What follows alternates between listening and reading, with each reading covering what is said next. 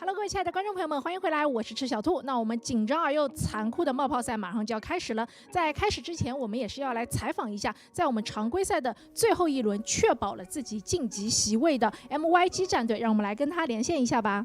Now we're gonna interview Akira from MYG. Hello， 我们要采访到的是 MYG 战队的老板 Akira。那老板你好，不知道有没有看到刚刚我们4位解说给我们呈现的一个非常精彩激烈的表演赛啊？对那个表演赛有什么感想吗？如果想给我们的4位解说打个分，会怎么打呢？From 1 to 100, how would you rate each of our 4 commentators in the exhibitions, and why?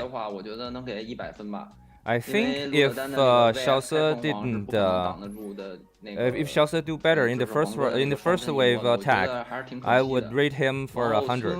孙哥打 CranKy 用的好像是那个孤猕猴的2vs 大河转机械化，然后孙哥我觉得可能他还是基本功退化太厉害了。As for F91, I think he's doing well. And he's doing the mind game, good countermeasures, but the basic ability, I think,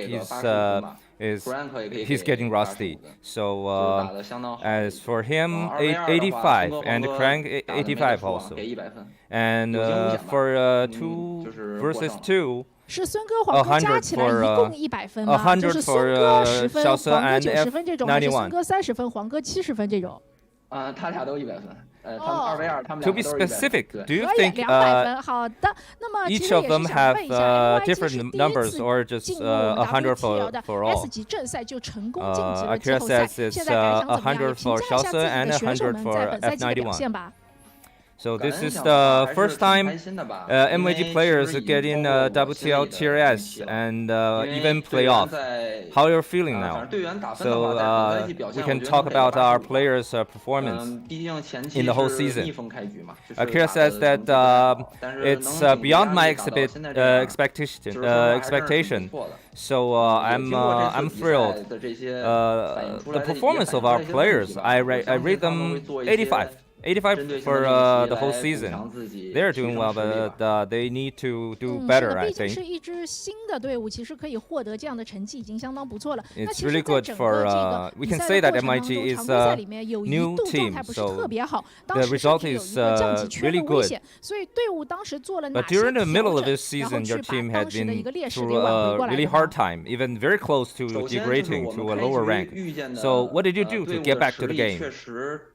都比我们要强， we can say that our opponents are very strong teams. So we have 2 Korean pros and 1 ranked player, high ranked player. So the pressure is on our Korean players.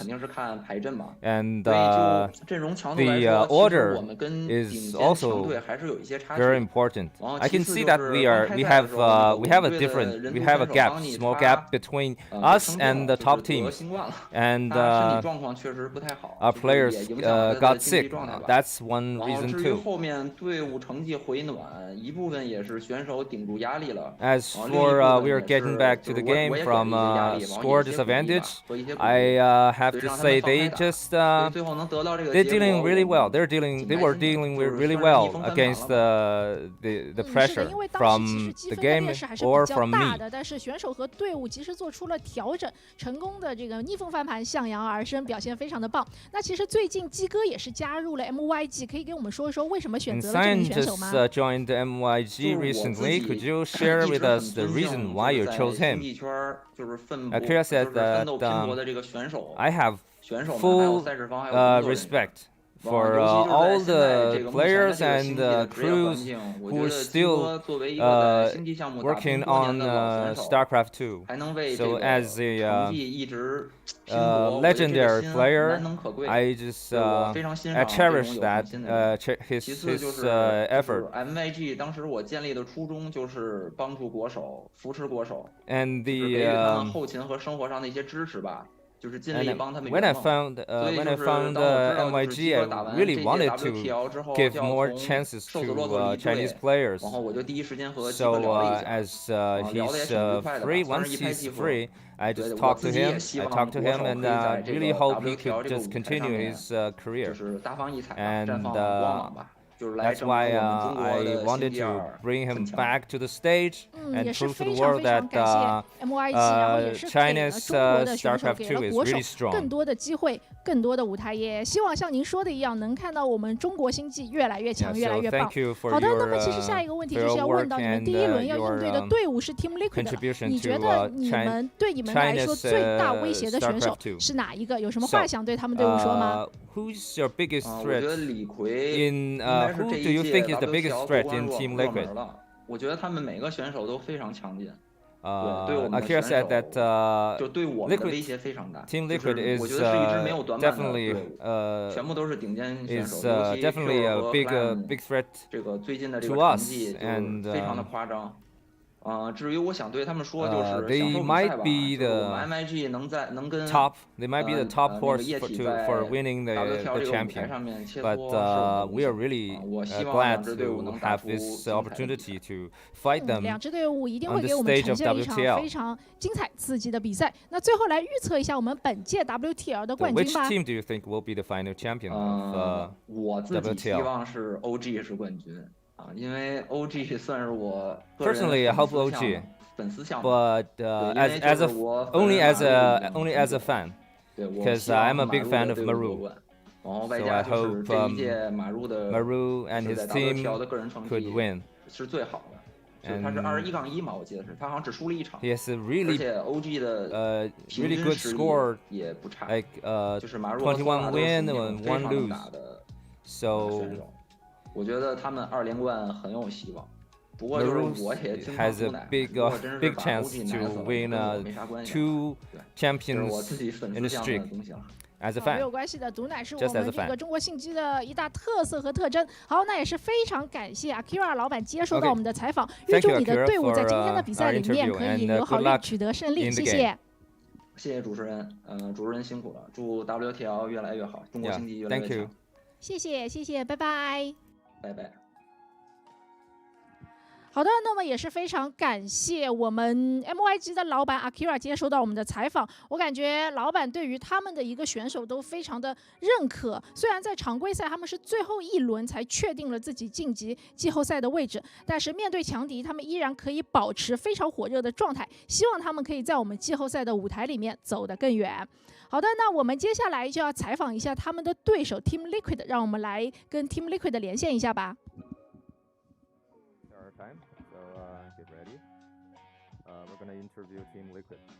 好，那我们要采访到 Liquid 的 Elazer 来跟大家先打个招呼吧，跟我们中国的观众还有全世界的观众可以先打个招呼。We're about to interview Elazer, so say hi to our audience, please.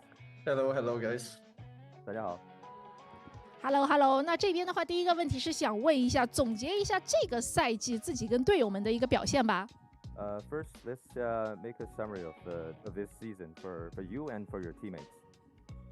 Yeah, so the season went pretty good. We had some roster changes because Kelazur left, and a couple rounds back we had Cure joining the team. So Cure obviously is one of the strongest players right now. So I feel like it's our team got a bit stronger in the middle of the season. And overall, we're happy to reach playoffs. We had a lot of close games, so yeah, we're pretty happy. 我觉得就是挺好吧。总体回顾来讲，我们当中有换人 ，Cure 来了之后也是一个极大的补强。我们最终这个成绩也不错，打进季后赛大家都很开心。刚刚也是聊到了 Kill， 第二个问题就想问一下 ，Kill 加入了 Liquid 之后，参加队内赛马，谁的一个胜率是最高的？So did Cure participate in any inter-team scrim after he's joining in Team Liquid, and who had the highest winning rate? I can't share that, but we played some custom games with Cure, and yeah, I can feel he's very strong and he's doing very well in the custom games. 具体不能说，我只能说他来了之后，我们确实是打过一些这个自定义啊。但是我能说的就是他确实是特别强，我们非常高兴他的加入。先保密一下。好，那接下来想问一下 ，Clam 选手在获得了 ESL 的冠军之后，队内有给他做什么庆祝活动吗？可以跟我们分享一下吗？Could you share with us how did the team celebrate Clam's ESL championship?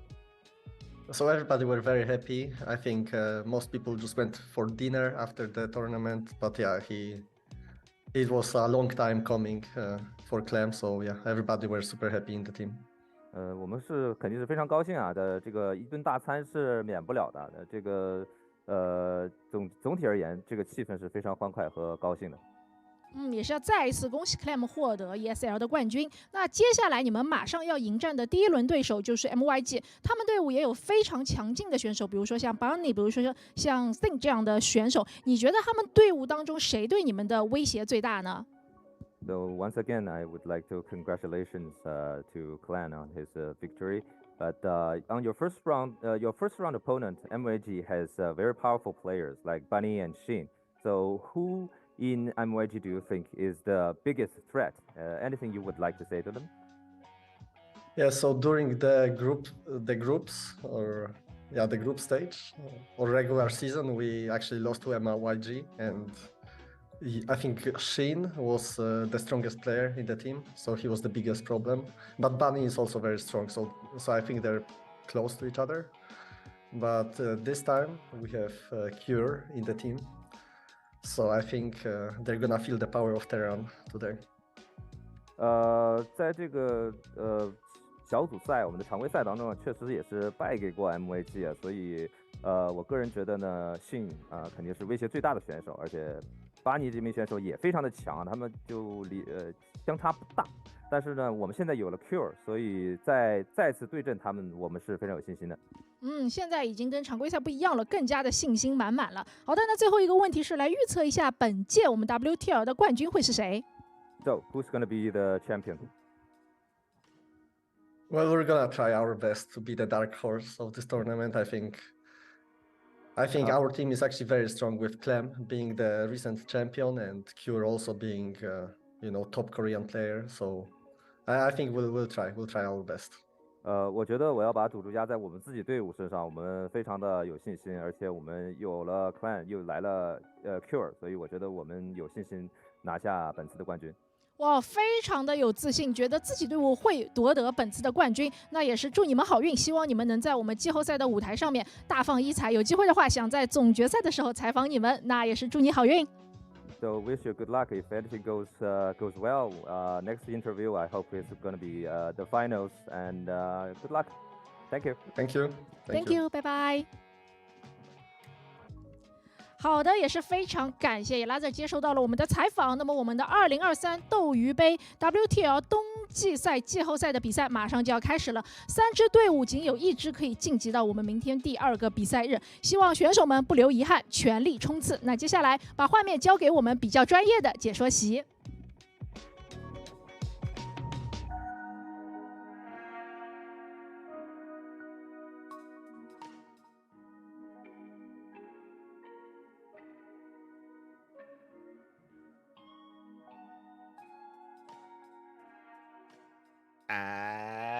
And welcome back, everyone. Welcome back. Hope you enjoyed that interview with, of course, the owner of Mystery Gaming and the representative of Team Liquid, Elazer. Welcome, everyone, to World Team League WTL 2023 Winter Codes, the playoffs, day number 1. We just wrapped up with some fun show matches. Again, just a fun way to ease our way into a long weekend of StarCraft. And now we are here for the main bulk, the main course of WTL. Up first is going to be Mystery Gaming versus Team Liquid. Again, we just heard from some of their representatives, and this is going to be a spicy one. As they mentioned, as Elazer just mentioned, I think I have to echo that, where I think coming into the playoffs, I think a lot of people, myself included, looked at Onside versus Basilisk for top 2 and to have another rematch, have another finals.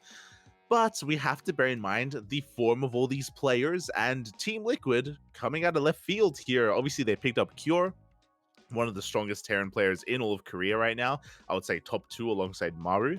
And alongside them, that we have Clem, who of course is the most recent ESL Masters Winter Champion for DreamHack Atlanta. So Team Liquid, they actually have a really good shot here at actually, coming out of left field and actually upsetting the hierarchy of WTL. When I talk about the hierarchy, I'm talking about Dragon, KZ Gaming, Onside, and Basilisk. They're the top 3 teams in World Team League, and Historically, that's been the case, at least for the past couple of seasons.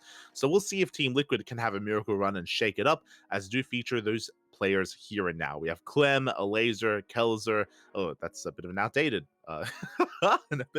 roster. Mana, Skills, Kelzer, of course, no longer of Team Liquid. We have replaced Kelzer with Cure in recent times, and on top of that, I also can't forget Mystery Gaming. Mystery Gaming, they are going to be one of the, I would say, one of the weaker teams coming into this. There we go. SHIN, Cure towards the end. When it comes to Mystery Gaming, they have some really strong players like SHIN and Bunny. I do believe that SHIN and Bunny, they can take down any player on Team Liquid, but again, they do kind of lack a little bit more of that consistency here. SHIN is a very unpredictable player. Bunny as well, I think, thrives in TVT, but in the other matchups is still a little bit lacking. And they're lacking a strong third. Strange has been carrying that torch for a long time. Cyan recently was picked up. He did leave the Starving Camels a couple of weeks ago, or I want to say a month ago at this point, and did join Mystery Gaming, and he will also be available to be fielded.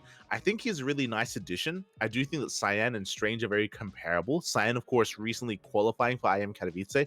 He's very informed. Cyan is arguably top 2 Protoss in China right now, alongside Firefly. So Cyan can be another kind of dark horse for his team, but we'll see. We'll see how this goes. Looks like we have our vetoes. It looks like Radisson Station was vetoed by Team Liquid. We have Hecate vetoed by Mystery Gaming. I think the way this works is we're gonna have, of course, our players pick maps. I believe losers do pick, but you know, the teams get a couple of vetoes here available so they can avoid some of these other maps. It looks like our first matchup is going to be a TVT though. Bunny versus Cure. This is going to be an interesting one. Again, I do think that Cure is top 2 Terran in Korea at the moment. I think Cure and Maru are kind of at the top, and I do think that Cure has distinguished himself from players like Gumiho and Byan. Maybe I'm a little bit crazy for saying that, but again, Cure has been looking very impressive as of late. But in a TVT matchup specifically, I mentioned before, Bunny, I feel like this is his best matchup and his best chance at an upset. Cure is going to be coming in as the favorite player, don't get me wrong, but Bunny can make some magic happen here. I want to believe that we can get it back and forth. We got our prediction animal. Let's go. All right, who's it going to be? Who's it going to be? Who are we predicting? Team Liquid or Mystery Gaming? Up. No, the food, it's over there. The food, no, stop looking at the chairs. Why is that cat so scared? Oh my god. It's okay. Just it's safe. It's not point. Just eat the food. You like it. You like it. Using the laser pointer to draw it to the. What the hell? And there we go. We do have our player. Actually, it looks like we have not available predictions, question mark. We have NA for everyone. I think it's just that they have no points. Potentially. Yeah, because the logo is the prediction. Oh, right. Everyone went Team Liquid. Oh my god, no faith in Mystery Gaming. Aye. But shout out to, we do have a couple of people coming in. We have Rotterdam, Wardy, Crank, Loco, and of course, Maxet and XY as well. And here we go. We're diving on into our first TVT. So as a reminder, this is a best of 7. It's a best of 7 overall, and it is, I believe, kind of all kill format. It's kind of the WTL format. The way this works is that this is going to be a best of 2. This is going to be a best of 2 between Cure and Bunny. And if it's a 2-0, the player that won the 2-0 will stay on. If it's a 1-1, they knock each other out. Every win counts here. So it's a best of 2 overall. Winner stays on. If it's a 1-1, they knock each other out. 2-0s, they will stay on. So here we go. We are getting ready to dive into this, having a look at some of these player stats as well. Do I know what these numbers mean? God, no. Looks like we have some ELO rating for Cure and Bunny for their performances over the past couple of seasons, over the past rounds. It looks like, 11 rounds of group stage. Makes sense. 11 rounds of group stage. Both players have pretty comparable ELO ratings. And what's the pie graph then? Is that race matchups like TVT, TVP, and TVZ? Maybe? No. What is that? What's the big one? What's the 52%? That loss? I'm sure this is win rates, question mark. If you are familiar with the, if you can translate in the chat, we would appreciate any kind of translations when it comes to the pie graph. But overall, Terran versus Terran is soon to commence. The playoffs about to begin. Here we go. Curious TVT is not it's very true. Very true. He does have some of the best TVT in the world, and here we go. We're getting ready for game number 1. Team Liquid versus Mystery Gaming. Game 1. Let's start the game. I love the way back here. Let's start the game. And here we go. Sporting in the bottom left-hand corner, we have for Team Liquid, the blue Terran player from South Korea. It is Cure. And in the top right-hand corner, we have his opponent for Mystery Gaming. Not for onside. We have the red Terran. It is Bunny. Here we go. And you can see the lives that are currently available here on the top part of the map. Again, it's a best of 7. 4 lives, essentially, for each teams. 4 lives are available. There's potential for ace match. There's potential for super ace match as well. Of course, a big shout out to our sponsors, Honkai Star. Uwu, papi, uwu. Taido, Rio de Janeiro, no longer a sponsor, unfortunately. And you can also, of course, support the event by checking out we just shout the sponsors, but checking out the WTO box. The gift box is on sale as of a couple of days ago. Again, Doyu, Order Full, Taido, and Honkai Star. Big shout out to the sponsors. Without them, this event would not be possible. Not just this event, but also Masters Coliseum as well, as that is also going to be starting up here in the month of January. Again, we did cast the qualifiers last week, and the StarCraft just does not end. But here we go. So it looks like initially we're going to have 2 double gas openers. We have Cure and Bunny going for their second gas geysers. This will be a more tech-heavy opener. It's going to be going for a faster factory, a delayed command center for both Terrans. So very aggressive openers overall. Now we should eventually be expanding, but again, with this, we'll gain access to faster factory tech, faster Hellions, faster Cyclones.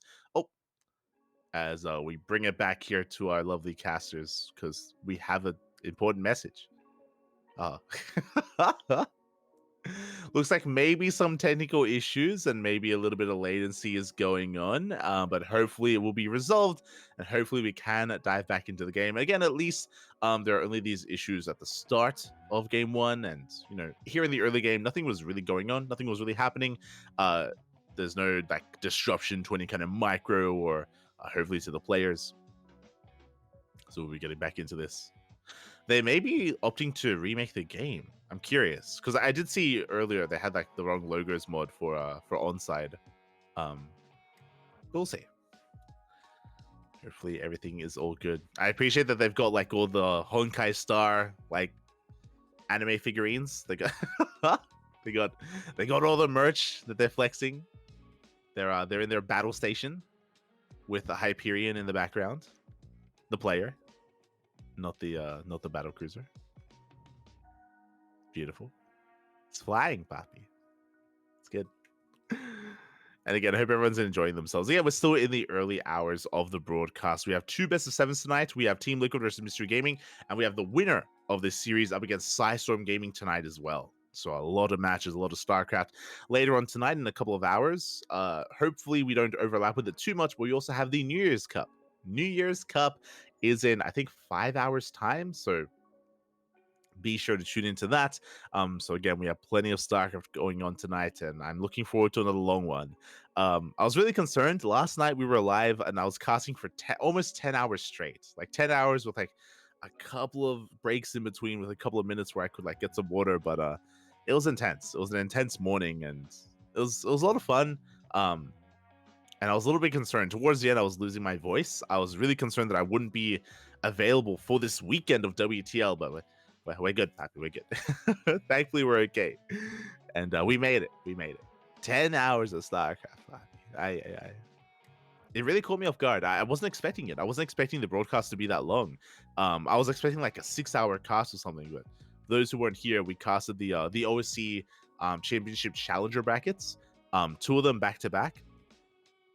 And all up, it was a straight up 10-hour broadcast, just over 10 hours, with very little downtime. And it was fun. It's been a while since we've had a marathon like that. I think the last time was in November, or when we were doing GMAC Atlanta, when we were covering the open stage. So it's good to just whip out one of those 10 to 12 to 14-hour casts just to make sure we're still alive, we're still kicking. Yeah, we still got it. Catching up in the chat. Kior looks stressed. Bunny always looks like he eats raw metal for breakfast. Oh my god. He's hard, Bobby. He's tense. Let's start the game.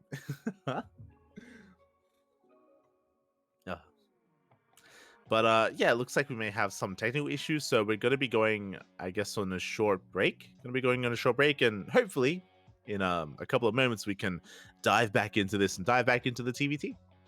We'll see you soon.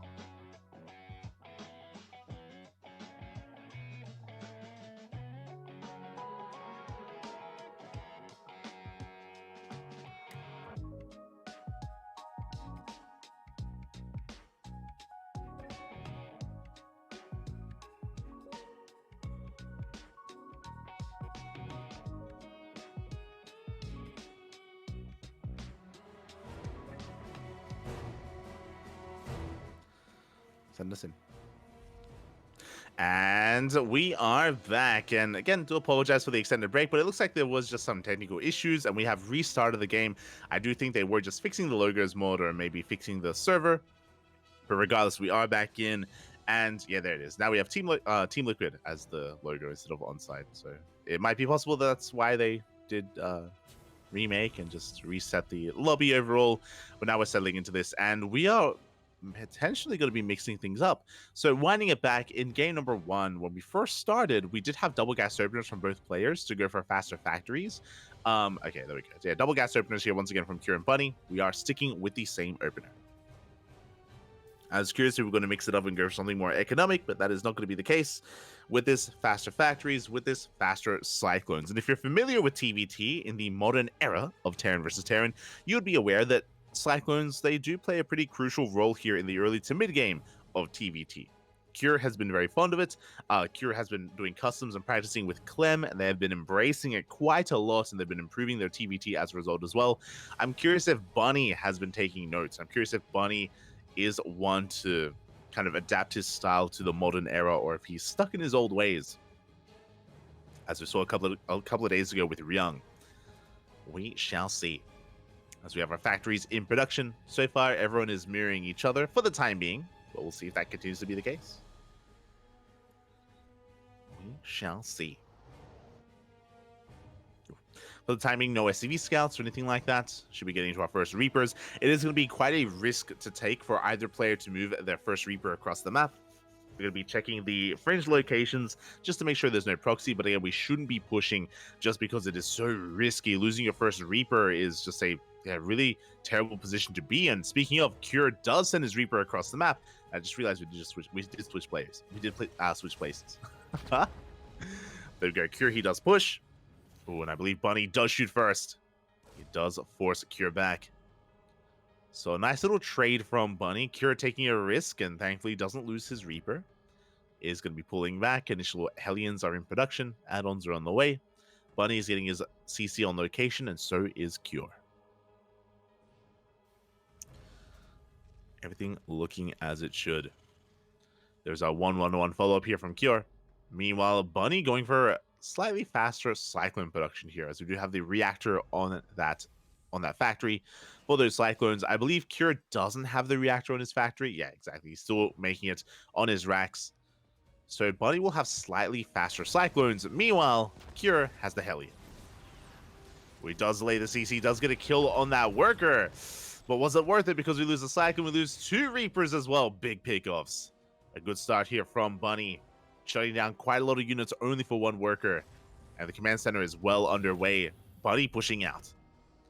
He has a little bit of momentum. He could maybe try to flex that and get some worker damage here at the natural.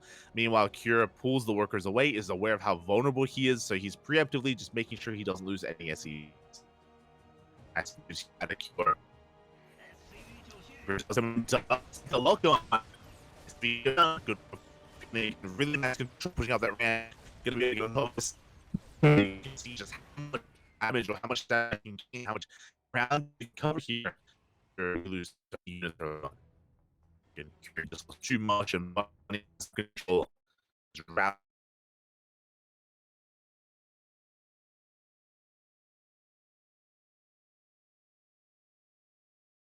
Has arrived, and we have a second Liberator on the way as well. Interesting choice. Meanwhile, Bunny going for a drop into the main. Instead of making Liberators, we have a medevac. So Bunny going for that drop. For the time being, Cure, he's hyper-fixated here at the natural. There we go. The Cyclones are going to be rotating over.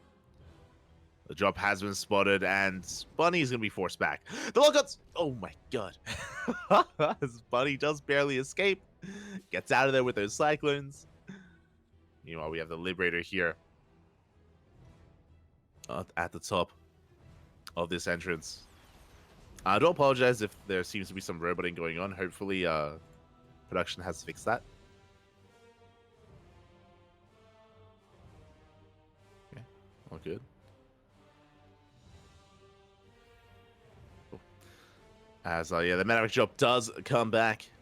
Looks like there was a little bit of latency, but hopefully we can clear that up. We're just going to be getting a bit of a concave here outside of the natural, waiting for any kind of move outs, and behind this we are going to be transitioning. We do have our CC still well underway. Medevac does retreat. And if I'm not mistaken, I believe Bunny is going for a very fast third CC. Very fast third CC here from Bunny. Looking to get away with the economy. Meanwhile, at the same time, Cure just doubling down on Cyclone production. There he goes. Going to try to break out, but again, the concave is real. Ooh. Cure losing quite a bit there in that engage. Boys have to be pulled. The Liberator goes down. A good pick off here from Bunny. Very nice pick off. There is a second Liberator across the map, getting poised to go into the main. Ooh, do we have much at home to defend?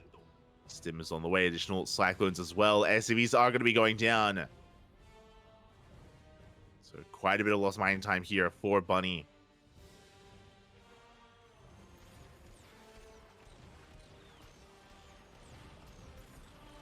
We do catch some of those libs. Liberator does full. Didn't really kill too much, but did deny mining time, and that is value. Third CC is done for Bunny. Bear that in mind. So he's going to be ahead in the economy. He can make 3 SCVs at a time. He can mule that much more as well. And there it is. A third CC now being landed on location. Cure still building his own. So Bunny taking a big economic lead here. Already working on Stim. He was able to trade better with his Cyclones. So far here in the early game, Bunny has been looking better. But these have just been like these little wins, little skirmishes here and there. Nothing major yet. As the armies are soon to clash. Ravens have arrived. And we're diving on in. Order starts are thrown down. Bunny a little bit late to pull the trigger. The Ravens, they do get shut down. Cure does come out a little bit better here, but the Cyclones are going to be popping off. Once again, the juggling out of Bunny. He hops on over with those Cyclones. Does push Cure back. The armies will bounce off each other. Both players, they lost their Ravens. You can see Bunny was able to kill an extra Cyclone. Bunny still has his third Raven as well.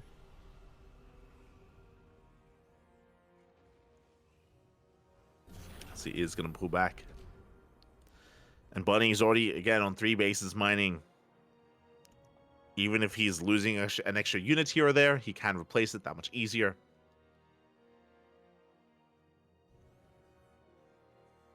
As he does pull back to repair.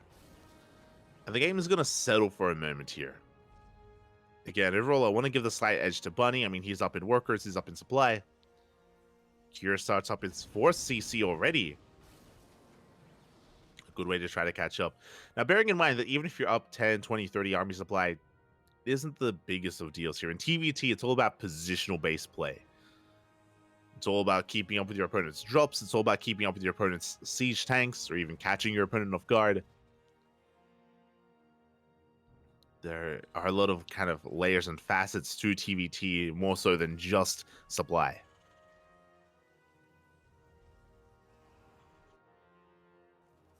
So again, even though Bunny has a nice edge here, he needs more than that. More than an edge. As he's going to be moving out. Again, Cure doesn't really have too much map vision. Does have this sensor tower just to help out. Give him a bit of a heads up to the army movement. Marine does spot the main army as well. Cure's going to be rotating at the same time, dropping to the main. There is a turret, but the turret is not going to be enough. The drop gets into the main base.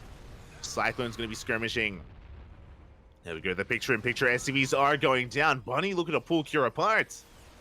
Tanks are sieging. Ooh, a bit of an overextension out of Bunny. Very late siege. All 3 tanks go down, and the main army of Bunny is going to be shut down.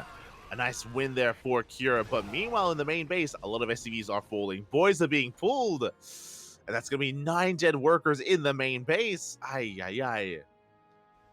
So Cure, he traded well against the main army, but he lost 9 workers in the process. So Bunny maintains his economic lead, is going to have to replace his army though, and as a result, I believe Cure will be up in tanks. On top of that, we have a faster 4th. Bunny, he was late to start up his 4th base, so Cure is catching up with his faster 4th. A double drop coming in, but we have plenty of Marines in position. This drop a little bit wasteful as we shut down both Cyclones at the same time. A double drop in the main, but this was mistimed. This is a little bit mistimed. Cure can focus on rerouting into the main. We take down the turrets. We can maybe take down Arax. The tank has arrived. We do see Bunny being very active, though. Getting on top of the 4th. Can we shut down the CC? Boys are being pulled. Bunny going to try and trade out here, but it looks like he cannot take down the base. The tank does fall. And Bunny has been a little bit wasteful here. He just lost, I believe, 2 tanks. He lost his tank at the 4th and the tank in the main. He lost a lot of Marines. And he didn't really gain too much value here. He killed 6 workers, which is okay. Drop comes back in, but has deflected. Remember, he lost the Cyclones earlier as well.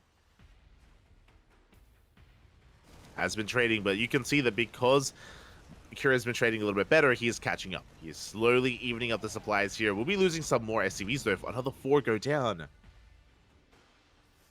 Bunny gaining some value. Big counterattack here towards the south. Late reaction out of Bunny. But he is in position. The double drop towards that 4th. Meanwhile, we're going up. We threatened a doom drop into the main. Calm down. Ooh, Bunny is on the hunt. Looks like Bunny may be looking to try and shut down this drop. Yeah, he goes for the stim. Curry's going to get the hell out of here. Does save 1 medevac, 2 medevac. 1 medevac full of Marines as the other does get shut down. Good pick off there from Bunny. At the same time, we do have a Marine counterattack, a run by here at the 4th. And that's going to be a kill on the 5th CC. Very nice pickup. 400 minerals down the drain. Bunny, his main army, still not pushing. Actually, we may even get another cancel here on another base. Oof. Cure achieving a lot with a little. Meanwhile, Bunny is up in supply. But as we mentioned before, it's all about positional play, and pushing into these entrenched positions is so difficult, especially without Ravens. Without Ravens, it's so difficult to push into these tank lines. Bunny looking for another way in. He rotates over towards the 4th. Yeah, tanks are rotating as well. Curie keeps up. And good movements out of Cure. Bunny still looking for a way in. Both players going for their starport transition. We spoke about it earlier, but the starports will be for Vikings, Liberators, and Ravens. In the mid-game, TVT is all about the tank versus tank, but as the game goes on longer, it's all about the Sky Terran as the armies do clash. Cure doesn't have any tanks. He has to be careful. Will retreat. Does bleed out a couple of Marines.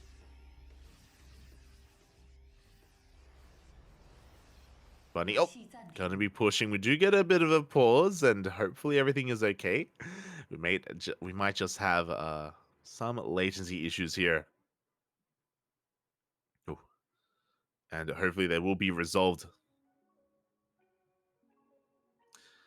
And again, we've had a couple of technical issues so far in the first game, but hopefully it's only just like some teething issues with the first game, and the rest will go by smoothly. When it comes to the game itself, again, I do want to say that Bunny did have the much better early game, but as we saw, Bunny has been a little bit wasteful with some of his drop play, and as a result, Cure has been catching up. Cure also had the faster 4th CC, so Cure was able to catch up in that way as well, and things are relatively even overall.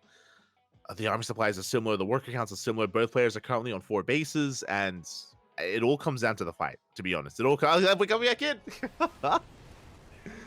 We're coming back in. Speaking of the fights, Bunny is pushing Cure. Ooh, as Bunny is maxed out, Cure is still trying to keep up, though. Tanks are sieged. Do you see the Viking advantage for Bunny?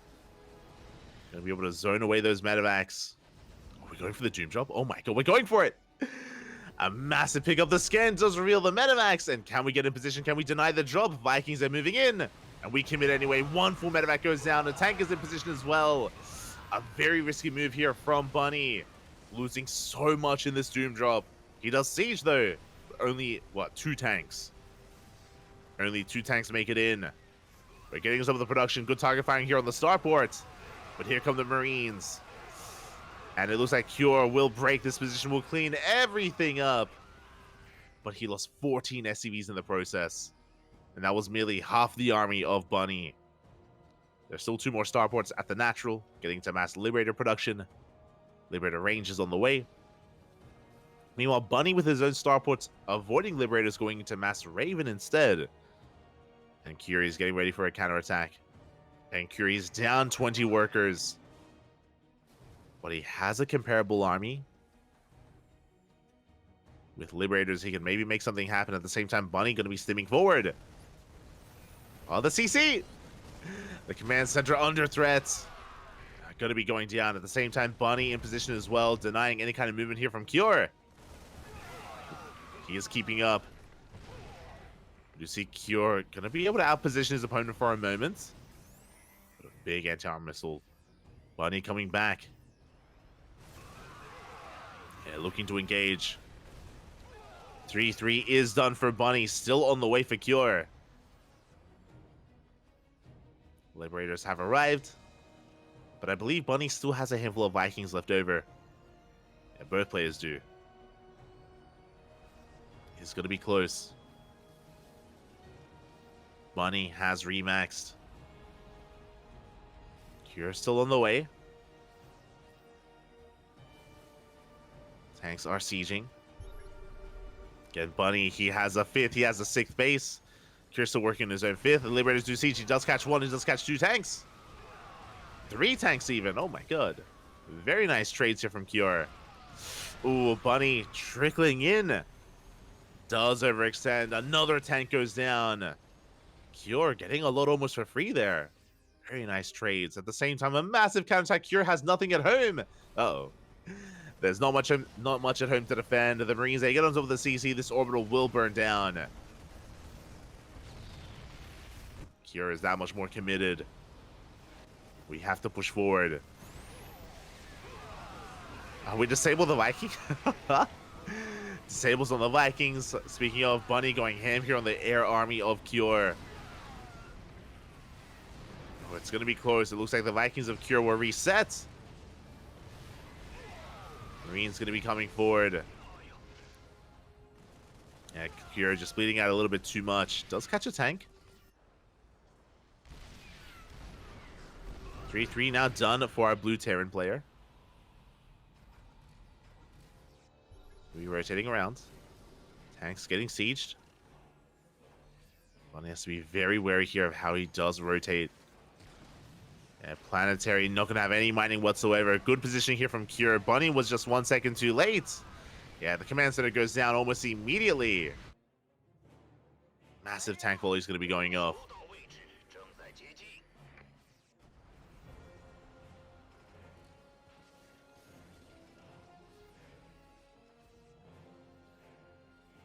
Cure looking for another way in. You can see that Cure, he is closing the gap in the supply. They're both even in army supply, actually.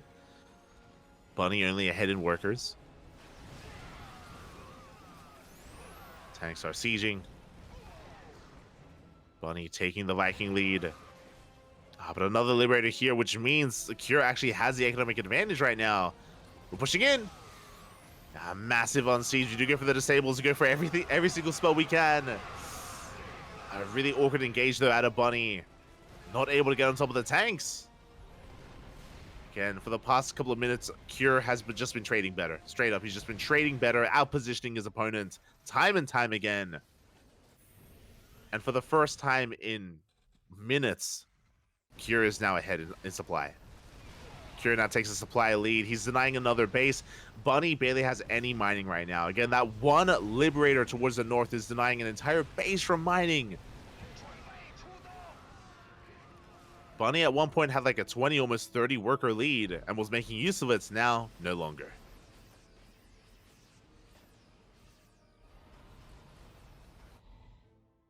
This is going to get these bases back up and running. Cure backing off. Both players remaxing. And as Bunny deals with these tanks, Cure, he is just going to be regrouping here with his reinforcements. Again, that fight earlier was also very chaotic from Bunny.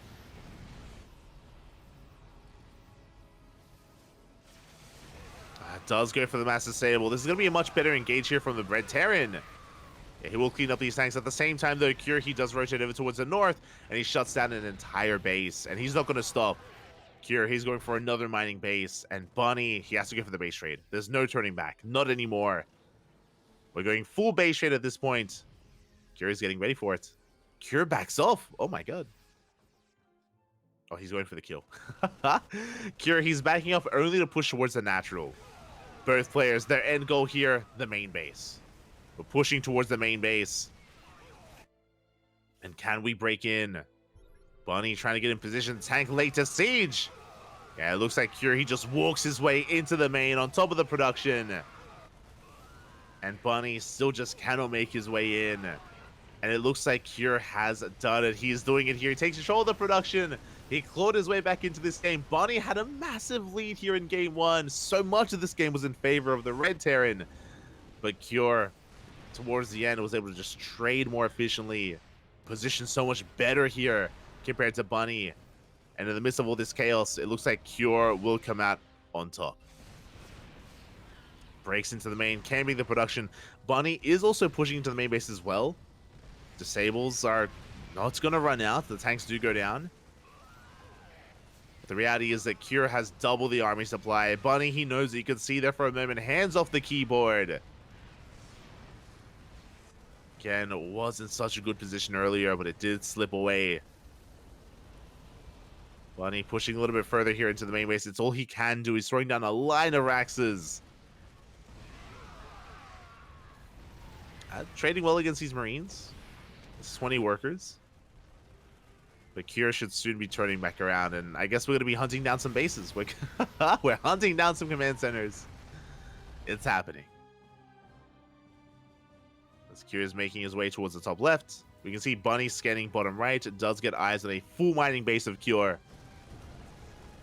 And GG gets called. Bunny, he knows the writing is on the wall, and Cure will take game number 1. Oh, we got some new music. GG, well played. And with that, Cure, he fights back, and things are looking a little bit scary for him. Things are looking very tense, and Bunny, again, had a much I don't know if I want to say cleaner start, but just a much better start overall. He was able to get away with a faster third base, with better mining, better economy. But Cure did bounce back again. Just really good positional play, time and time again. Just reaching a base 1 or 2 seconds before Bunny could. Bunny was having a hard time rotating and keeping up with the movement of Cure. GG, well played. Again, it goes to show something that we mentioned earlier. TBT is very much so based on positional play, and you could see there that even if you're down 30 supply, which Cure was, he was able to still just outmaneuver his opponents and outtrade him anyway. Is one of those dynamics of TBT, and with that, Cure takes game 1, and now it's going to be Bunny's map of choice. Now, to wind it back, we spoke about the format earlier. This is a best of 2, not a best of 1, not a best of 3, a best of 2. And what does that mean? That means if a player gets a 2-0, if Cure in this case gets a 2-0, he will eliminate Bunny, and he will stay on as an active player. He will stay on into the next series, and it's going to be on Mystery Gaming to field another player to snipe Cure. Now, if Bunny can win this next game, and we have a tied up 1-1 score, that means that both players eliminate each other. Both players will eliminate each other in the end, and both teams will have to field fresh players instead.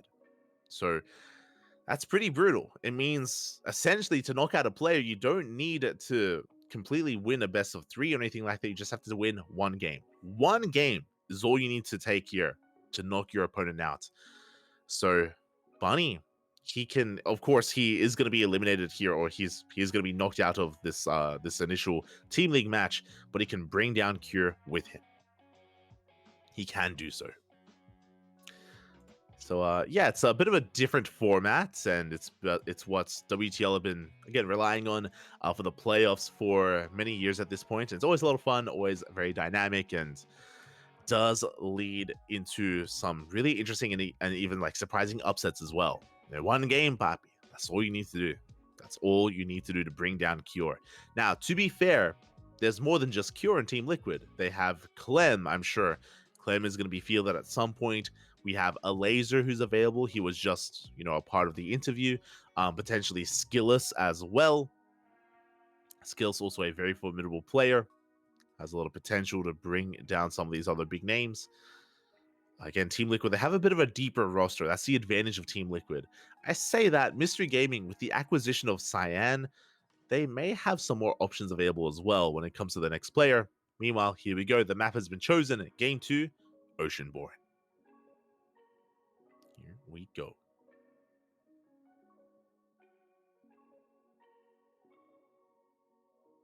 Here we go. Game number 2 is going to be on Oceanborn here. A much smaller map compared to Solaris, so it can lead into some more aggressive play. And hopefully Bunny can bring it back. And here we go. We're loading on in. Spawning in the top left-hand corner, we have Cure for Team Liquid. There we go.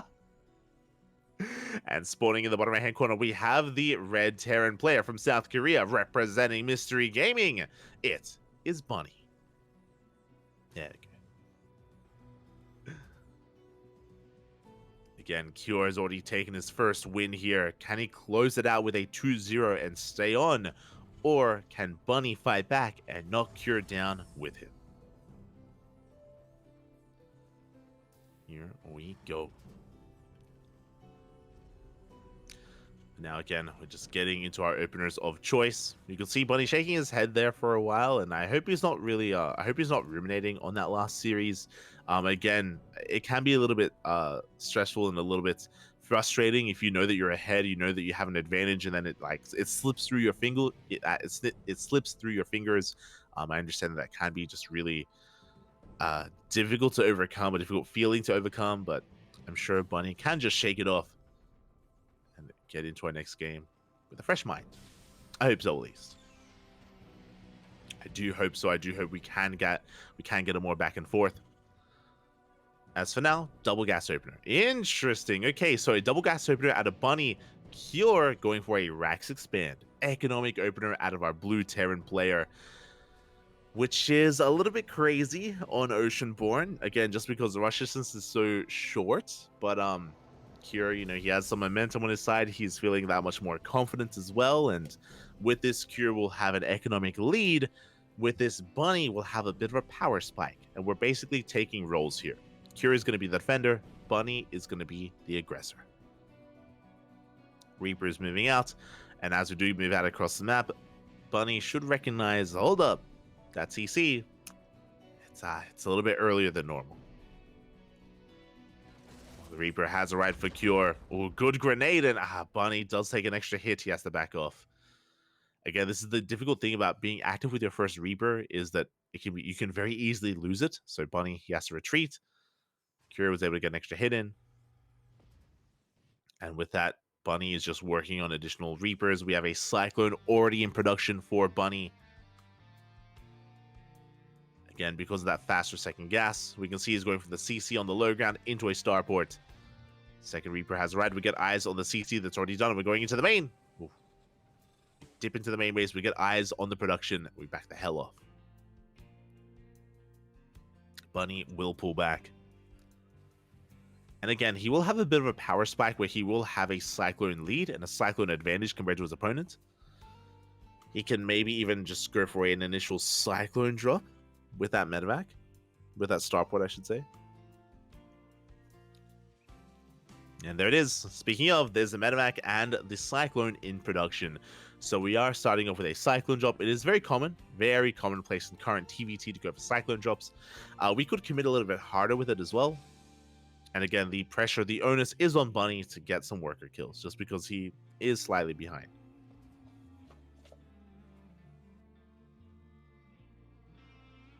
We'll see if he can pull it off.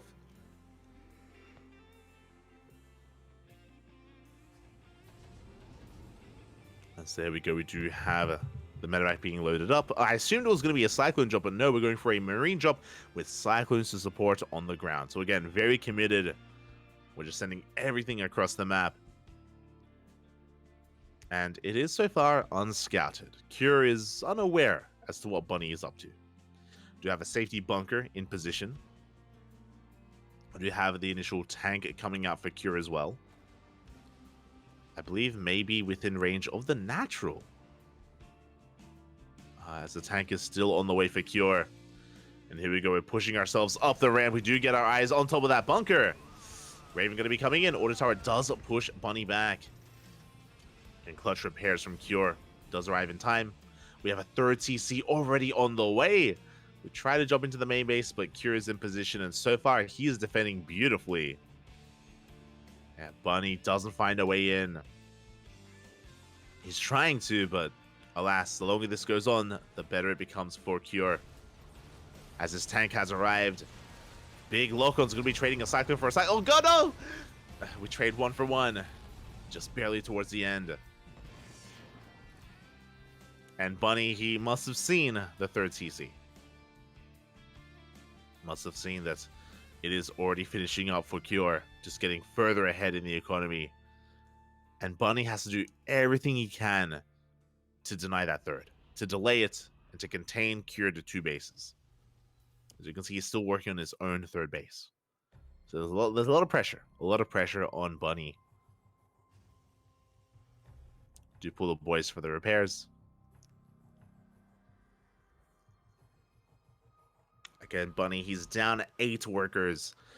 And if he allows his third base to get up and running, then he's just going to be left further and further behind. Like, Cure will snowball out of control if left to his own devices. Which is why Bunny is just rallying everything outside that natural. Viking production has commenced, Liberators as well.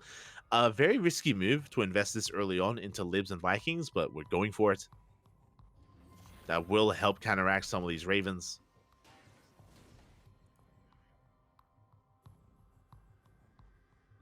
Third base is being taken. We do see the scan is revealed, or does reveal the army. Cure does land. Bunny's still just sending everything across the map. I mean, so far he is doing a good job at just containing his opponents. Tanks are getting within range of the production. Bold move here from Bunny. There we go. Big disables here on the tanks. Auto towers are thrown down. We're going to try and hold the line. Liberator has arrived. And it looks like we should barely be able to hold on here, but the tanks are being focused down. And Bunny, he loses both tanks, lose the Liberator as well. Bunny losing a little bit too much. Now with this Cure rotating into his main, his command center is taking a bit of damage, but it can take some damage. Plenty of HP to work with.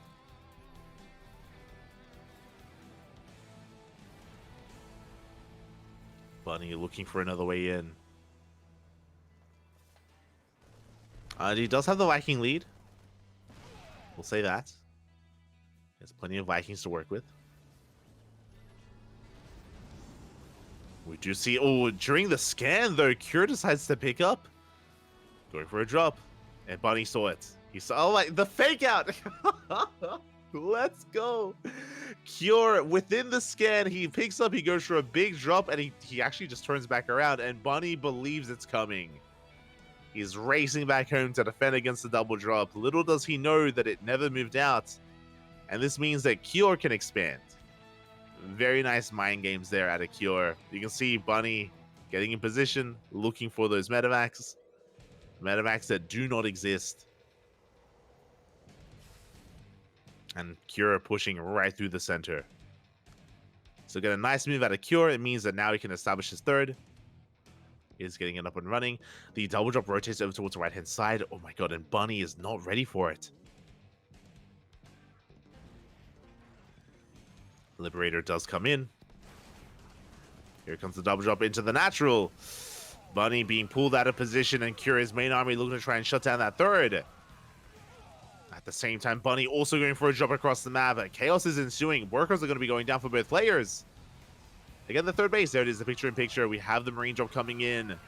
Cure is in position there. He does force back that drop. Meanwhile, Cure, he's getting so many SCVs in the main. 15 workers go down. Big disables as well. Cure pushing into the third. He's going to take down the tanks. The workers, 25 workers going down. And Cure is still not cleaned up. He's still active here. He still has a position at the third that is not being dealt with. Reinforcements are on the way. Cure, he was able to defend. He was able to get a drop off in the main, and now going for a real double drop into the main base as well. He is slipping in. A bit of an overextension out of Cure. That's clearly not worth it here, as he will be bleeding out all those Marines. But reinforcements have arrived. Cure just has a massive advantage here, just containing Bunny to 2 base economy.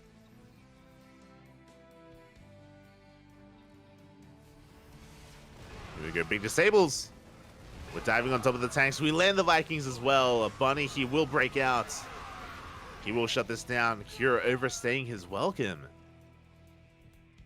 But again, Cure still has a massive economic lead. He's got, what, 30 SCVs over his opponent. Army supplies are similar. But Cure is remaxing. He is rebuilding. And Bunny is just, quite a bit behind here. 2-2's finishing up as well. Just in time for this fight. And Marine's going to be going down. The tanks are looking a bit exposed. Bunny does break through. Does force Cure back. Tanks are sieged. Oh. 3-3 on the way. Bunny still stuck on 1-1. Wasn't able to start us up with the Ravens. Wasn't able to start his upgrades. Big snipes here on the Ravens. Very nice pickups from Cure.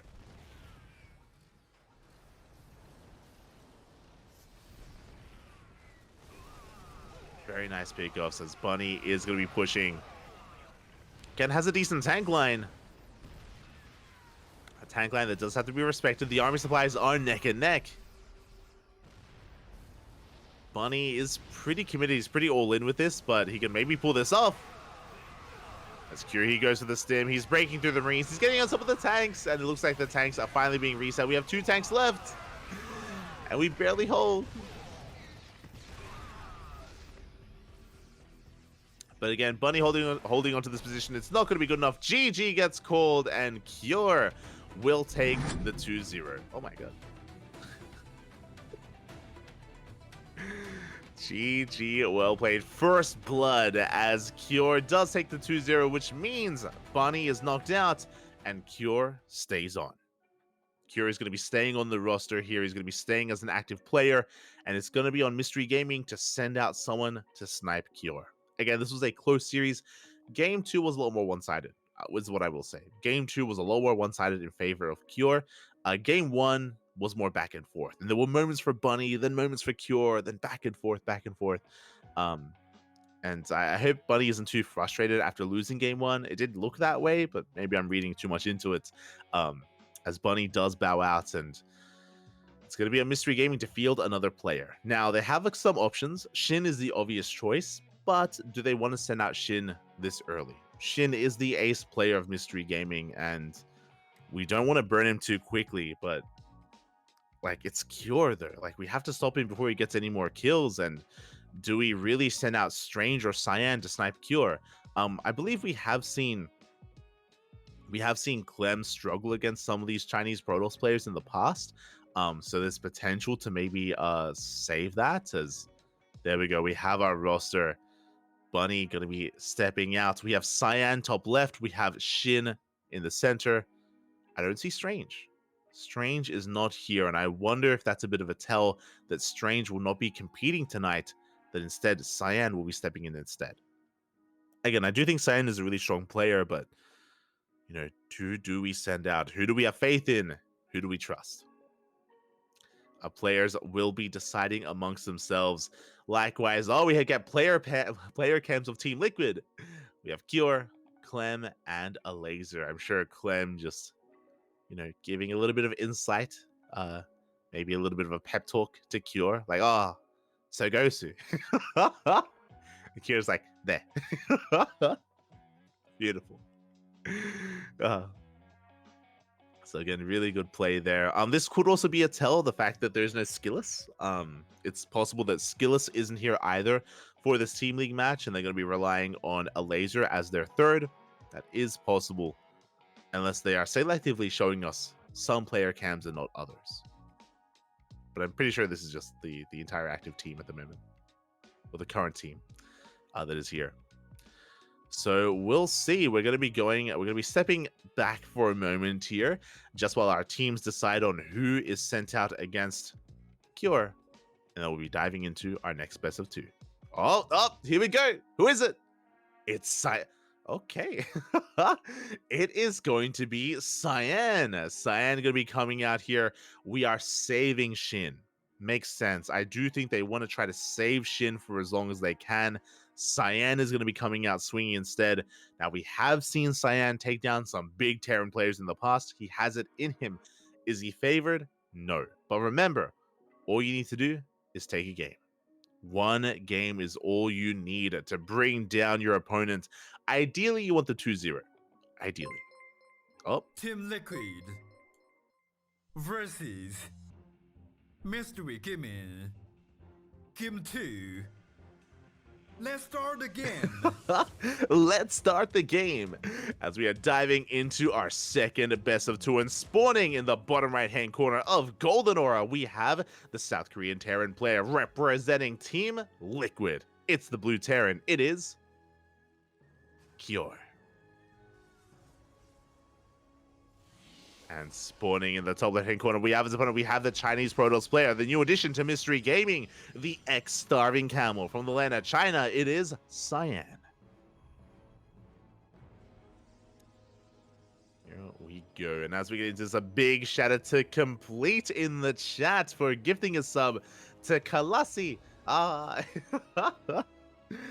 Thank you so much for the support. I hope you enjoy the subscription, Colossal Gulp. Thank you so much for supporting us, and I hope you're enjoying the show. Hope you're enjoying the broadcast. Again, our subscribers do get access to our emotes, so you can veg in the chat. You can quack as well. And you can also gain access to our Discord channel where we do share replays of events that we do cast, of events that we do have permission to share replays of. So plenty of replay packs are available for subscribers. So thank you so much for the support. Quack, Bob, quack.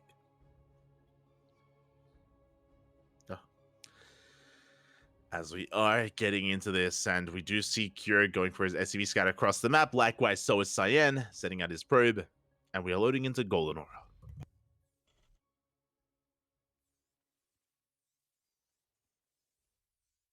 We are loading into Golden Aura. Bit of a smaller map here. A much smaller map. I wouldn't be surprised if we do get into something along the lines of a Twilight Council-based opener and Blinkstalker-based play. We'll see what direction Cyan wants to take us in. As the SCV is hidden behind the middle line, we're going for the bunker. Going for that bunker here to deny any kind of mining at that natural.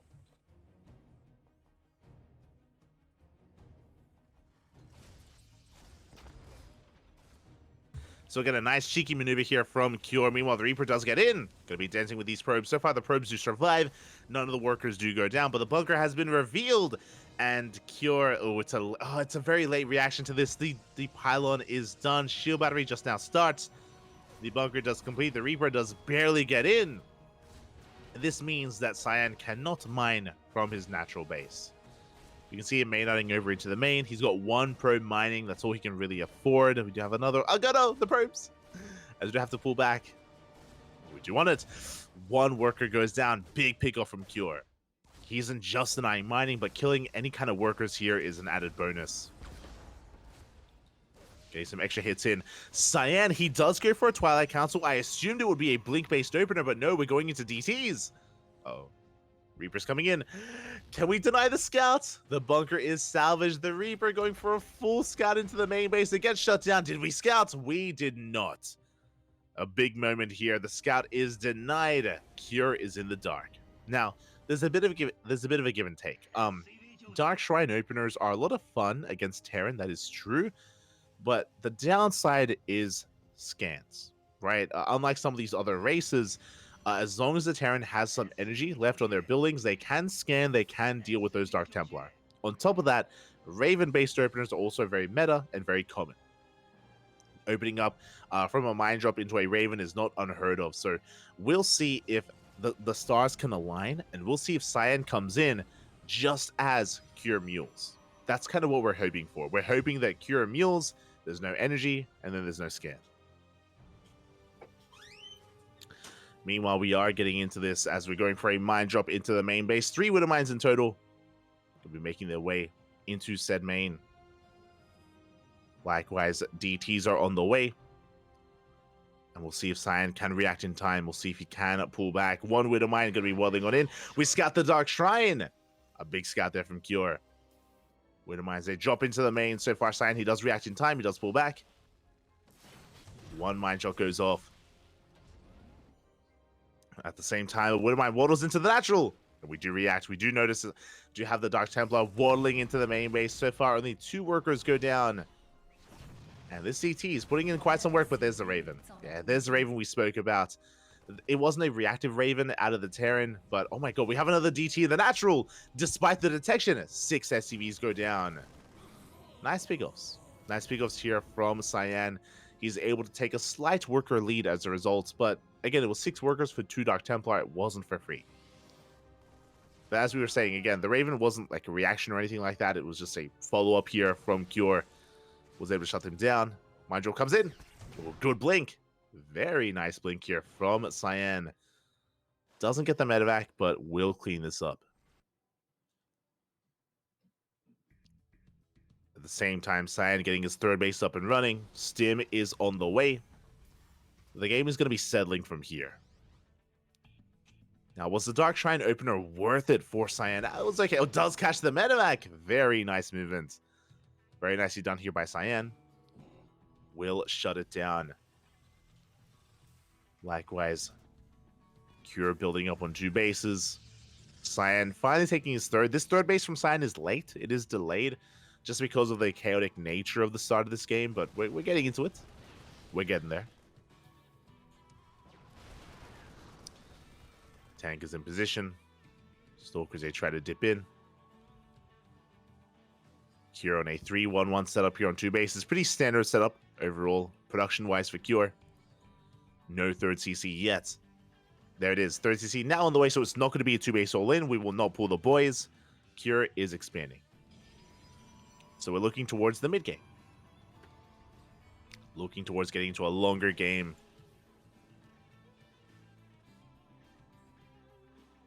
Here we go. We have the auto-tot harass in the main. Good reaction out of Cyan. Loses 2 probes though. And may lose some more in the natural. Good target firing here out of Cure. 4 probes fall.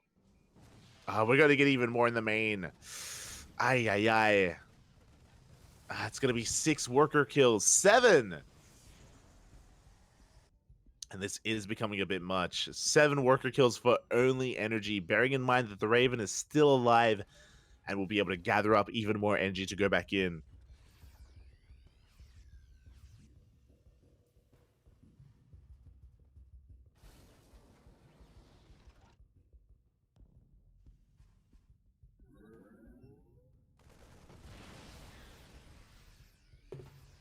Here we go. You're just going to be getting in position. Again, he's only getting in position to expand to take that third base. The army, though, is building up.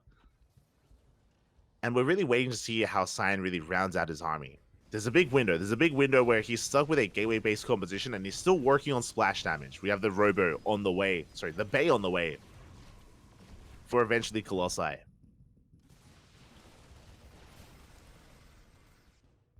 For those Colossi. Cure pushing on the right-hand side.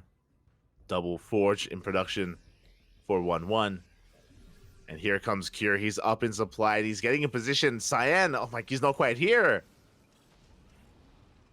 Cyan a little bit late to respond. A little bit late to recognize what was going on. I'm loving these hallucinations, but they do not connect. Try to force some friendly fire. That the Zealots are coming from behind. They get on top of the tanks. The tanks go down, but what about the main army? What about the Marines and the Marauders? We can stim on forward. We shut down the Immortal. We get the second Immortal as well. Good trades here for Cure. Even if he gets forced back, he's already traded so well, and he's not done. Overcharge is about to run out. And he can keep pushing. He can break this position. Break this third. Reinforcements, they come in. And Cure, he is overwhelming Cyan. GG gets called. There's just too much, and Cure will take game number 1. Whew. GG. Again, a strong game there out of Cure. The initial openers were a little bit wild and a little bit hectic, but again, the Raven harass just picked apart the economy of the Protoss. Cyan, he was just one step behind when it came to getting to a splash damage. Remember, because of the Dark Shrine opener, that did delay his third, it delayed his tech, delayed his Robo, his Bay, his Colossi. All of that was just put on hold. When Cure did push out, Cyan was that much less prepared for it. So really crisp push there out of Cure, was able to pull apart his opponent. On top of that, of course, the harass as well and the worker kills. And his ability to deal with those Dark Templar. Solid game there out of Cure. And now it's going to be on Cyan to fight back. It's going to be on Cyan to pick his map of choice here to try to bring it back against Cure. But where are we going? Where do we load into? What map do we choose? We're about to find out. As there it is. Ooh, interesting choice. It is going to be Equilibrium. Okay, a very large map, very macro-oriented. This makes sense when it comes to the playstyle of Cyan. Golden Aura kind of working against Cyan in a way because it is so much smaller. The rush distance by ground is so short. Aggression is favored on Golden Aura. On Equilibrium, a little bit less so. Rush distance by ground is longer. They get a lot more bases to take. And here we go in the top left-hand corner. We have arguably one of the stronger players on Team Liquid, the Korean Terran. It is Cure. He's already got 1 kill under his belt. And in the top right-hand corner, we have the Mystery Gaming, the Chinese Protoss player, Cyan.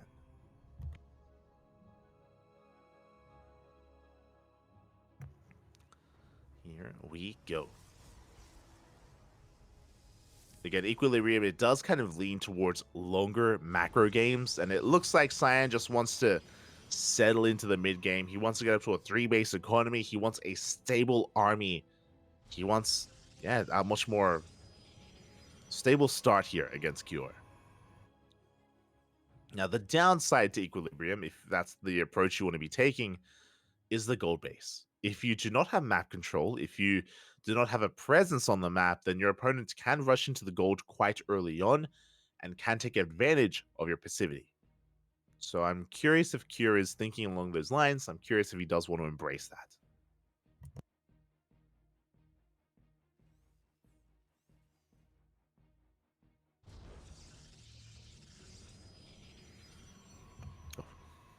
We shall see. Meanwhile, big shout to some of the people in the chat. Yo, I see Neogis in the chat. Shiva Blaster, Aistan, Sinistra, Papi. Fala, Papi, Fala. Terran Lord as well. Welcome, welcome. Hope you're all enjoying yourselves. Hope you're all ready for a weekend full of StarCraft. Again, this is merely day one. Day one of 3 days of WTL action. That's a lot of WTL. There's a lot that's going to be coming at you. SCV Scout going to be coming in. We do see Cure going for an economic opener. Once again, he went for a Rax Expand, not a double gas opener against Cyan. So overall, very economic. This time, the SCV does not get behind the mineral line. We do not get a bunker. We will not deny mining.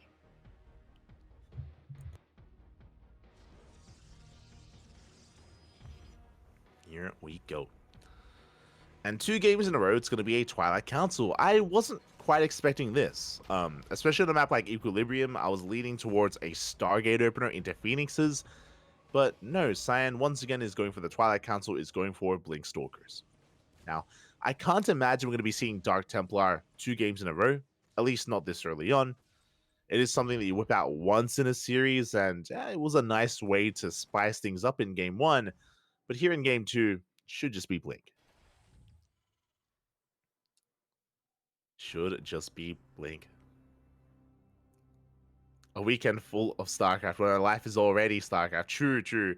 You're not wrong, Colossi. You're not wrong. This weekend, it's full of StarCraft, and it's just like every other weekend. It's we're always casting StarCraft on the weekends, Papi. Always.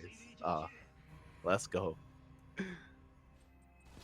As we do knock ourselves up into the main, a very nice moves there out of Cure.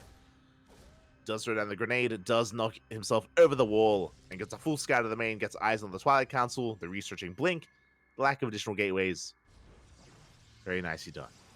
Now we can see it's going to be 3-gate. 3-gate Blink out of Cyan. With 3 gateways, we should still be taking a 3rd base, but this is enough for map control. It's enough to gain a map presence and look to contain the opponents on 2 bases. Not as aggressive as 4 gates, for example, but 3 gates, still respectable. Behind this, getting into earlier Marauder production. Very interesting. Okay. Cure. So, something that just happened here, as we're starting with a mine drop, which is normal. We have a mine drop. We saw it last game. We'll see it again. Cyan is taking the gold. But Cure, instead of going for the tech lab on the factory for early tank production, he goes for the tech lab on the racks, going for faster stim. Going for fast Marauders. Does look like Cure wants to be more active. Does look like Cure wants to be very active with a hefty Marine Marauder army earlier, a little bit sooner. Avoiding tanks entirely, which is risky, by the way. Like, without tanks, it can be very difficult to defend against 4-gate Blink. But as we know, as we can see, it's not 4-gate Blink. And Cyan is chilling back at home. Hallucination does get eyes on the production. We see Cure lying in wait outside of the natural. Widowmine's waddling on in. And Cure is getting eyes, on the gold. He's aware of the 3rd.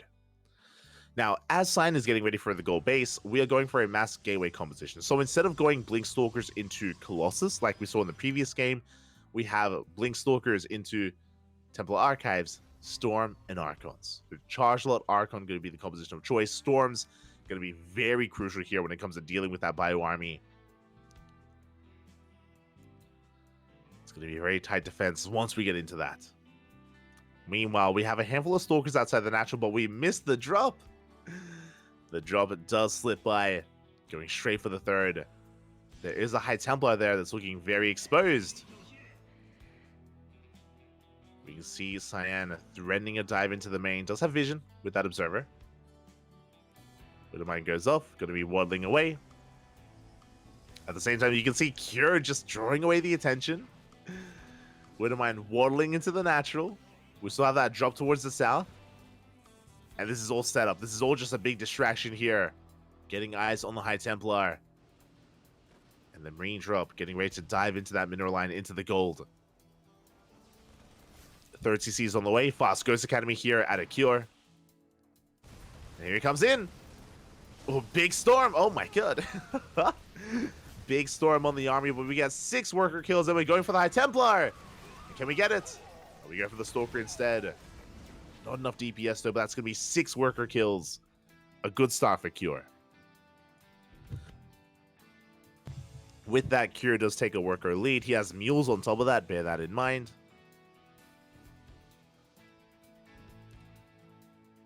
And Cure is still just amassing his army. Throwing down 2 more Raxes. Ghosts are on the way. Very active style here at a Cure. Now, it's difficult to really gain momentum on Equilibrium just because how large it is. You can see that Cyan, he's more concerned with defending back at home. And Cure is trying to be active. There we go. Third base is now being taken. Is spotted by the Observer. Again, really nice Observer positioning there from Cyan. He sees everything. Sees the army returning back home. Sees the third base. Oh, we go for the scan. We do get eyes on the Observer. We do shut it down. Double Forge once again from Cyan to get into 1-1.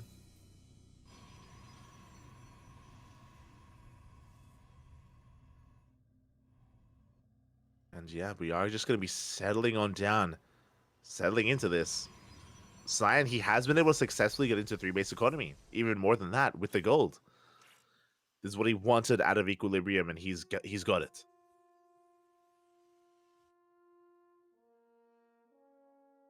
Now, things are still a little bit worrisome here for Cyan, especially considering that Cure hasn't lost anything. That's why he's up in army supply right now, is he has been very careful with his movements, with his army, with his units.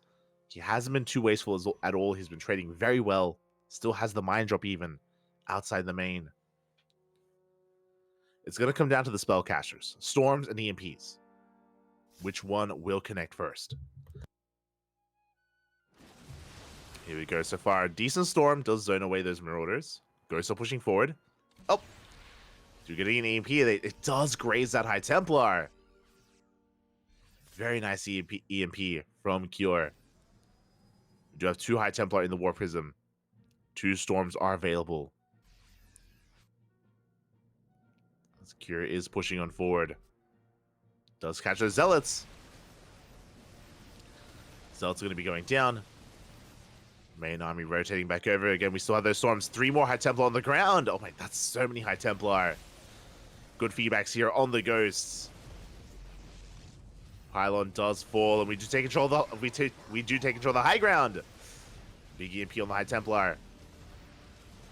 Cyan going to try and rotate around again. He's still looking for a Storm. Does connect. And I believe there's still 1 more Storm in the chamber for Cyan. But what about the rest of the army? That's a problem. Without Storms, what do we really have left over? A couple of Archons here and there. A couple of Zealots. There's the second Storm. Good connection. But that may just be it. Yeah, that is going to be it here. Big EMPs. No more Storms are left. And Cure, he is breaking through. Another Storm is thrown down.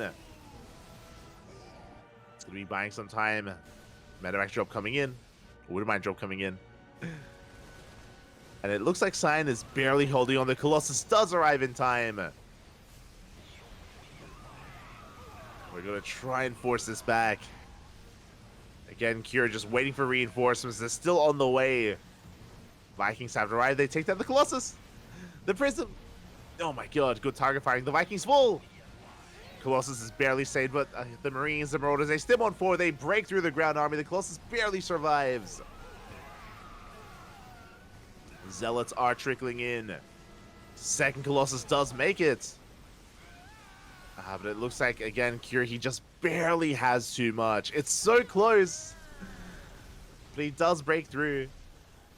forces another pickup. The Colossus. They're like barely standing tall here. As Cyan, he's lost 7 workers. He barely holds on to his gold. He's got 2 workers mining from it. Winter mines are about to reset. The Vikings are arriving as well. And sure, we may have saved the Colossi, but no more High Templar, no more Archons, Zealots, Stalkers. Everything else was reset. Oh god, another mine shot going to be going off as well. Again, Kira still has plenty to work with. His economy has been left untouched. He has a 4th base up and running. You could argue he's overextending as we do walk into the minefield. Again, Kira, he just needs a moment to consolidate his army.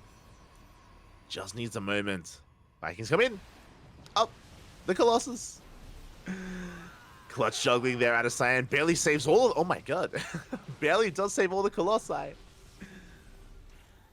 We clean up the Widow Mines. We're chasing this back. Cyan, can we take a fight? Again, very impressive control so far, keeping those Colossi alive. Is it enough? Ooh, finally one Colossus goes down. The War Prism was sniped. Second Colossus falls. This is getting a bit out of hand. This is becoming too much.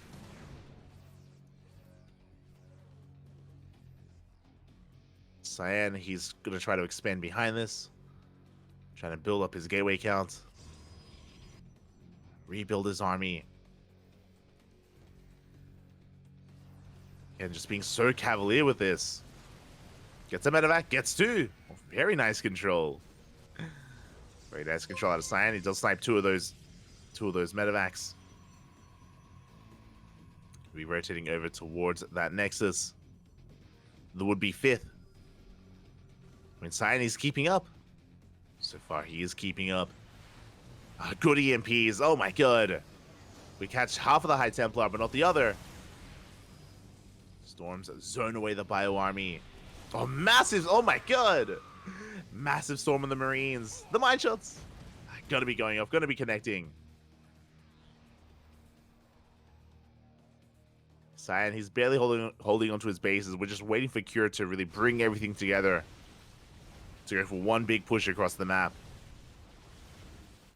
There we go. Fusion Core is on the way. Second starport. 3-3 as well. We're working towards Liberators. Liberators are really the thing that we're missing here for Cure. To outposition and to zone away the ground toss army.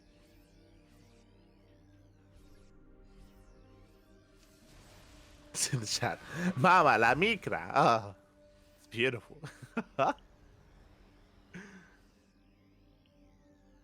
And yeah, Cure is going to be the first to max out. Cyan isn't too far behind.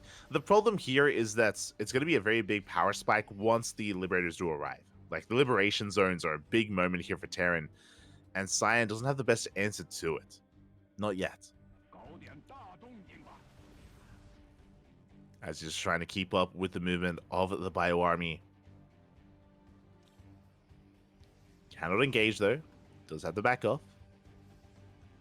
Does have to respect it. Behind this, Curie's on 87 workers. He's on, what, 5, soon to be 6 CCs. Cyan going double robo. Oh my god. Throwing down 2 more robos, triple robo production. With that, he can get into Mass Immortal, into more Disruptors. There it is. Finally, Liberator range is on the way. Now, Cyan is maxing out. He has bought enough time. Again, because Cure has been taking and transitioning, he hasn't been able to really punish his opponent. Big EMP! Another EMP as well on the High Templar. No storms are available. 8 workers go down.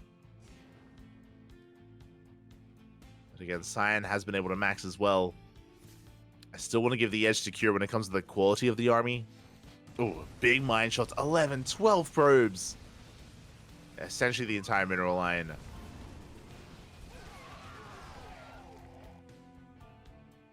Cure's drop his force back, but a good trade nonetheless. Cure's just clearing up supply, getting into Liberators. 4 Liberators at a time. Liberator range in production.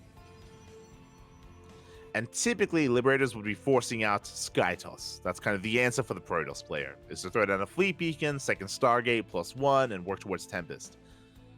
The problem is that Cyan doesn't know. He isn't aware. He isn't aware of that transition of the Liberators. He's just hyper-fixated on what he does see before him. Yeah, there it is, 6 Liberators at a time with +3 ship weapons on the way as well. Wild. Cyan going for a split push. Does run into a planetary. Big storm here in the mineral line. 9 SCVs go down. We're pushing forward. Meanwhile, the liberation zones have arrived. We have the freedom.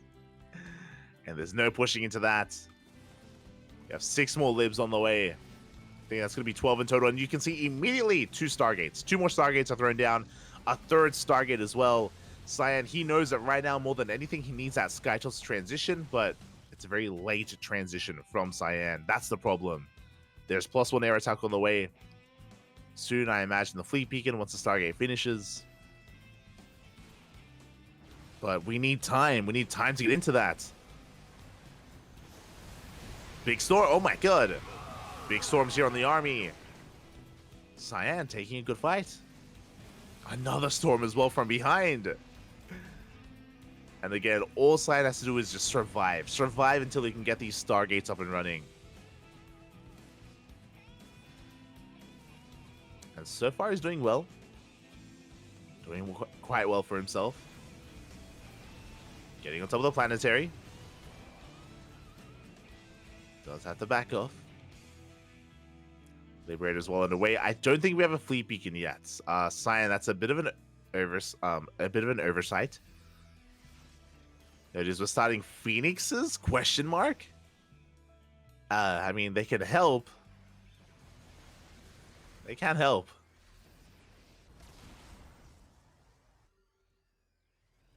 There we go. We cancel the Phoenix. We started 2 disruptors. We need the Fleet Beacon. Oh boy. We'll see if we can work in that direction. For now, I mean, Cyan, he's kind of broke, actually. I just realized he doesn't have a gas bank. Cyan, he has minerals, but very little gas. And speaking of no gas, Cure, he rocks up here with a mass amount of freedom. The liberation has arrived. We want your gas. And we're there for it. We do shut down this Nexus. We zone away the entire army at the same time. A secondary army with the Stalkers. They do overextend, and there's Liberators everywhere. Oh my god.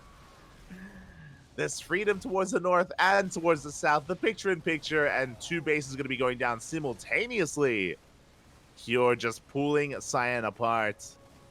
Takes down 2 bases at the same time. Getting a 3rd Nexus as well.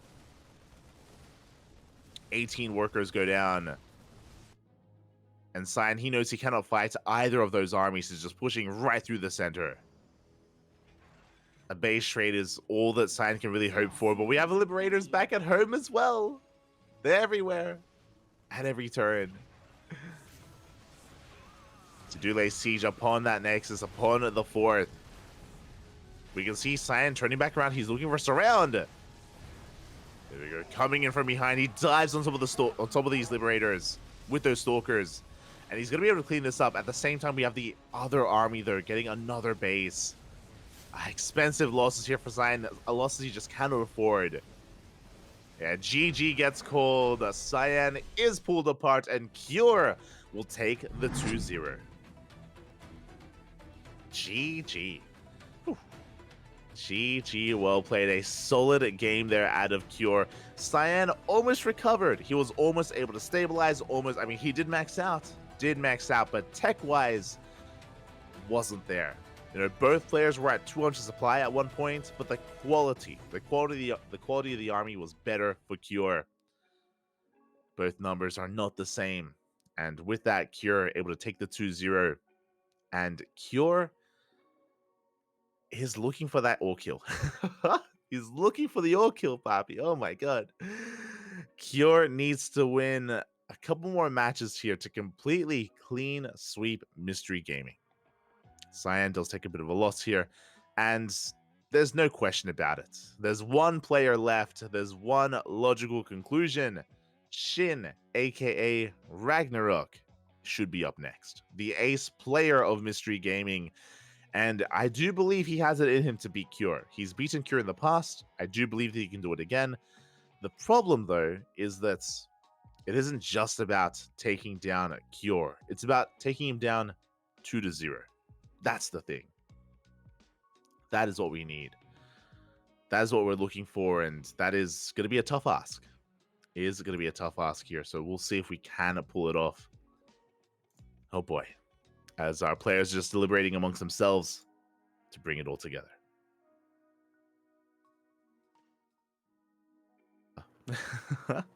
So, yeah, for now, our players will just be deciding amongst themselves. Again, as a reminder, if Cure gets a 2-0 here, and oh, we have Mana! we have another player! Mana has arrived as well. I'll be honest, I forgot about Mana. I was talking about Skillus earlier, but yeah, Mana, he is another player for this. They are just discussing amongst themselves as Cure is taking a break. They're like, "Yo, do we even have to play today?" Like, nah, we could just watch, Pap. We could just watch. True. Having a good time.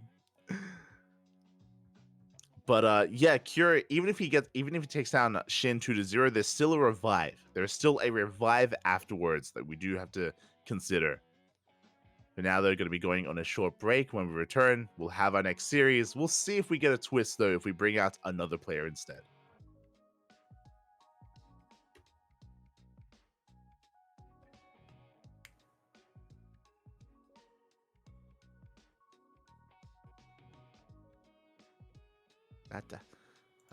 Where's Koopa? Never mind. I guess we'll be staying. Okay. Oh, we got Radisson Station. Let's go. We have Radisson Station up next. We're about to clown, Papi. I'm here for it. I'm ready for it. Let's go. And we're just diving right on in. Or at least we're setting up the lobby here for SHIN versus Cure for that ZVT.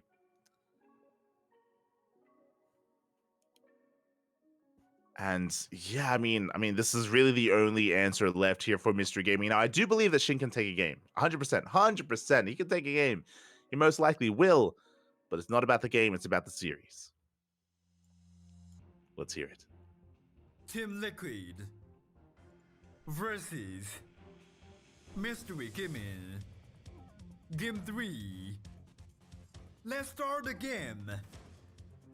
Let's start the game. And here we go. Spawning in the top right-hand corner, we have the blue Terran player representing Team Liquid. So far on a roll, taking down so many players, and it is Cure. And in the bottom left-hand corner, we have his opponent. We have the red Zerg player for Mystery Gaming. It is SHIN.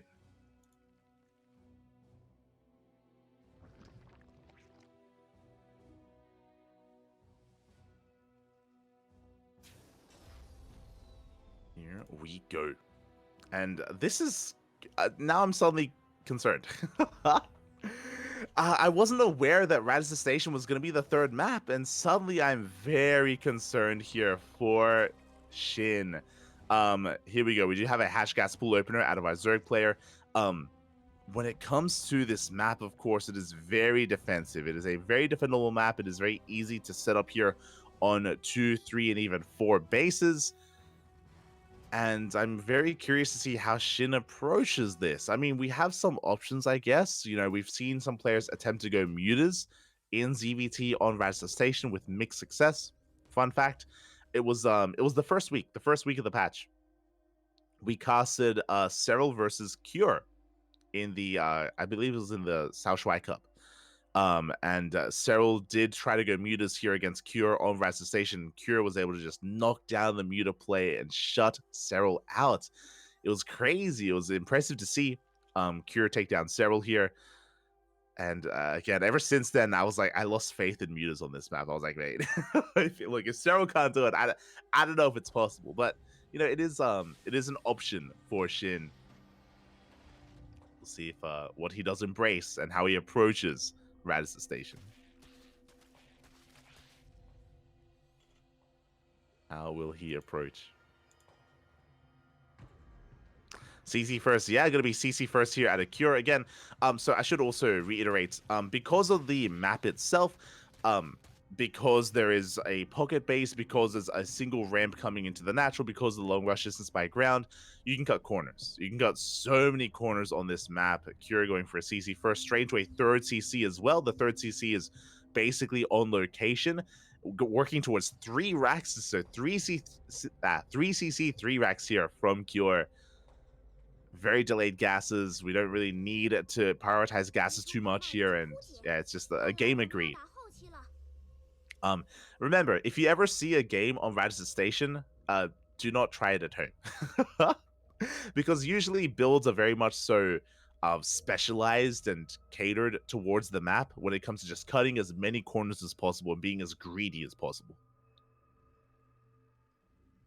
And it's usually something that you can't get away with on other maps. Usually.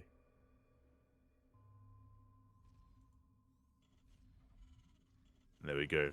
Factory is now on the way. Double eBay behind this as well. My god, we're cutting so many corners. We're being so greedy, Papi. Oh my god. We are being so greedy. So we are getting to eventually tech the rest of our upgrades, prioritizing stim, soon to be combat shields, bioproduction. Yeah, Cure just establishing himself and enjoying himself here on these 3 bases. Actually, I should say Cure enjoying himself on these 3 bases. SHIN, meanwhile, he's taking his own third. He's droning, likewise. He'll be droning as hard as he can. Overlord goes in, gets a scout, gets an eye on all the Raxes. Recognizes the missing starport, of course. Oh, interesting. SHIN is going for a safety baleen nest. I'm not too sure how I feel about this. I think SHIN may have misinterpreted what he just saw, and maybe he didn't get a read on the third base timing. But this is a very early baleen nest, a very safe baleen nest here, designed to shut down early game aggression, designed to shut down Hellbat pushes, for example.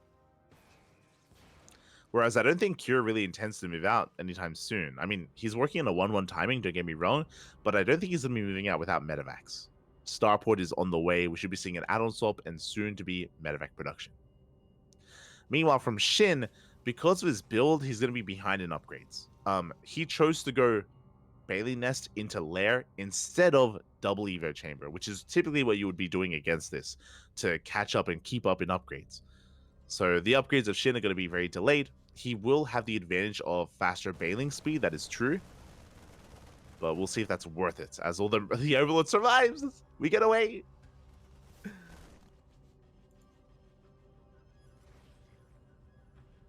The Overlord barely does go down in the end, but survived a little bit longer. And there it is. There's the delayed double evo chamber out of SHIN. Is now in production, and we're going for a Spire. It is going to be Lingbane Muta. Oh boy, I don't think I've seen Lingbane Muta work on the Radisson Station, but I'm ready for it. I'm ready to be proven wrong. I'm excited. As Cure is pushing, reinforcing with the double medevac drop. Again, bathing speed is on the way. 1-1 is on the way. All these upgrades still in production. And Cure is looking to trade with those queens. So here we go. We stim on forward. Yeah, a lot of creep is going to be receding. SHIN respecting the drop. Does back off. Does pull away.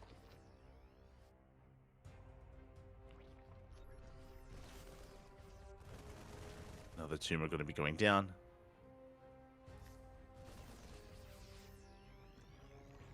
And Cure, he doesn't commit. Again, he was just testing the waters, skirting the edge of the map, clearing up whatever creep he could. I do think there's potential for him to dive, especially without bathing speed, but now the bathing speed is done, SHIN is a little more secure. Cure can't really push in and apply too much pressure. And mutas are on the way. Unscouted, by the way. The Spire has not been seen by Cure He doesn't see, he doesn't know. Not yet. So he's once again going to be diving on forward, picking up some more tumors. SHIN threatening a dive. Yeah, but every single tumor here is going to be shut down. +1 air attack on the way. Again, Cure just being very careful with his movement. He hasn't really committed to any big fight yet. He's been preserving his army. Mutas are coming out. They will soon be revealed. Oh, they catch the medevacs. One full medevac goes down. Oh, barely one full medevac. Marines are going to be dropped. Mutas have been scouted. Oh my god. What the gosh. The observer freaked out for a moment there. As we catch the mutas. 2 mutas go down. Cure immediately responding with Widowmine production. Turrets are on the way. Just the muta reveal just like threw the observer off the chair. It was it's crazy. There we go, mutas. They turn back around. The mines are in position. Up. Mine's just going to be going off. Take down another muta. Good pickoffs. So far, good trades here out of Cure. Behind this is getting his 4th base up and running. Thor production has commenced. SHIN committing to just pure Lingbane muta.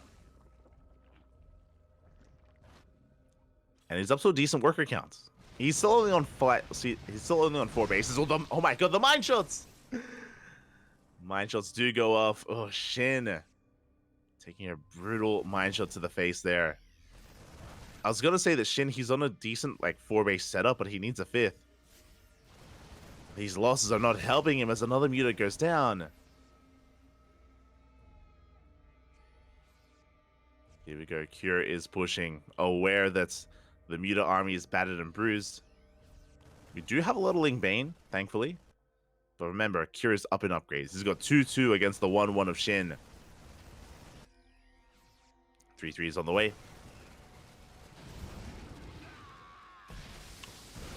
Mine shot's going to be going off. Some decent connections. Nothing amazing. As we maneuver towards the 5th hatchery. Still not up and running. And slow and steady here from Cure. Getting in position. Mine shot goes off. Oof. Taking down another muta. And basically Cure is trying to sneak up onto this hatchery. Widow Mines are getting in position. Very little creep here as well. So far, the spread is looking decent. A couple of banelings will connect. You have reinforcements from the right-hand side. The hatchery under threat, and SHIN, he has to commit. He has to dive in with a massive amount of Lingbane. Decent Widow Mine shots. The Thor is going to be going down, and Cure is forced to pick up. These mutas, can we catch the medevacs? We can! Big pickoffs. 1 full medevac goes down. And the rest are going to be falling as well. Cure losing a bit too much here. And his reinforcements, they do barely make it to save those medevacs. But SHIN, he's holding, and he gets away with the 5th base. Big moment here for SHIN. He gets his 5th up and running. He can start working on his Hive Tech Adrenal 3-3. Hive is now on the way. The downside for SHIN is that Hive has been delayed just because this army is so gas intensive with mass muta. So the Hive is a little bit late here for SHIN. But it's on the horizon for eventually, all that we said, potentially even ultras.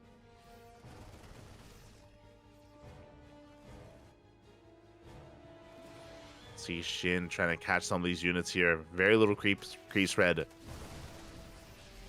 SHIN catches a Marauder. SHIN getting very adventurous here. I'm not too sure how I feel about it. Get no creep in sight. So he's trying to catch some reinforcements, but he runs into those Marines and Marauders. Is going to be cleaned up. Oh, the mine. Oh no! Oh my god. Doesn't go off. Thankfully. But the mine doesn't go off. Cure catches a couple of mutas. Oh my, speaking of, massive mine shots! We're trying to 19 banelings go down. And Cure has momentum. Oh, catching even more banelings. Yeah, the banelings are all being shut down completely. Oh my god, every single baneling falls. And do we have any banelings left? We do not. 38 banelings on the way. We have 0 banelings remaining here for SHIN. And Curious pushing. Can he get on top of those banelings? If he can maybe end the game here and now. Yeah, he's stimming on forward. He smells blood in the water. Bold move the banelings. They finish. They finish, but alas, they get picked off. SHIN in a lot of trouble here. Yeah, Cure, he denies so many banelings. With that, we do have a bit of a link counterattack across the map, but it may not even matter because Cure, he's gone for the kill move. He's gone for the throats. All it takes is one bad fight to lose all your banelings, and suddenly there's nothing left. Lings are racing back home, but it looks like Cure has done it. One fight is all it takes sometimes. GG gets called, and Cure takes game number 1. GG. Things escalating very quickly out of control there. Ay, ay, ay. It was in a matter of seconds. In a matter of seconds where one Widowmine went off and killed 19 banelings, and then the rest of the banelings were caught out by the Marauders, and that was it. that was it. That was every baneling on the map going down, and immediately big counterattack. 0 banelings left. 0 army left for SHIN to survive. And GG. GG, well played. Ooh, at the drop of a dime, things can just snowball out of control, and Cure does take game 1. There was a bit of a back and forth, is what I will say, is that it did look like SHIN was stabilizing. SHIN had gotten his, like, the fight at the 5th was huge. The fight at the 5th base where he was able to collapse on top of the army, get on top of the medevac, shut down the drop play. That was a big moment for SHIN. But remember, up until that moment, SHIN wasn't able to touch the economy of the Terran because of Raz's station. Like, there was just no SCVs going down. The economy was up and running. The macro of Cure was able to sustain those losses. So Cure, even though he lost quite a lot of units out on the map, his supply was like barely moving, like was barely fluttering at that moment or in that fight. So again, Cure able to sustain himself and able to find the perfect engagements, the perfect set of events there, and GG, well played. The pressure is on. Can anyone stop Cure? If anyone can, I believe SHIN can, but that was a brutal game, and hopefully SHIN can just take a breath here, take a moment as we get into game number 2. And spawning in the top left-hand corner of Equilibrium, we have the blue Terran player representing Team Liquid, Cure. And in the top right-hand corner, we have his opponent. We have representing Mystery Gaming, the red Zerg player. It is SHIN.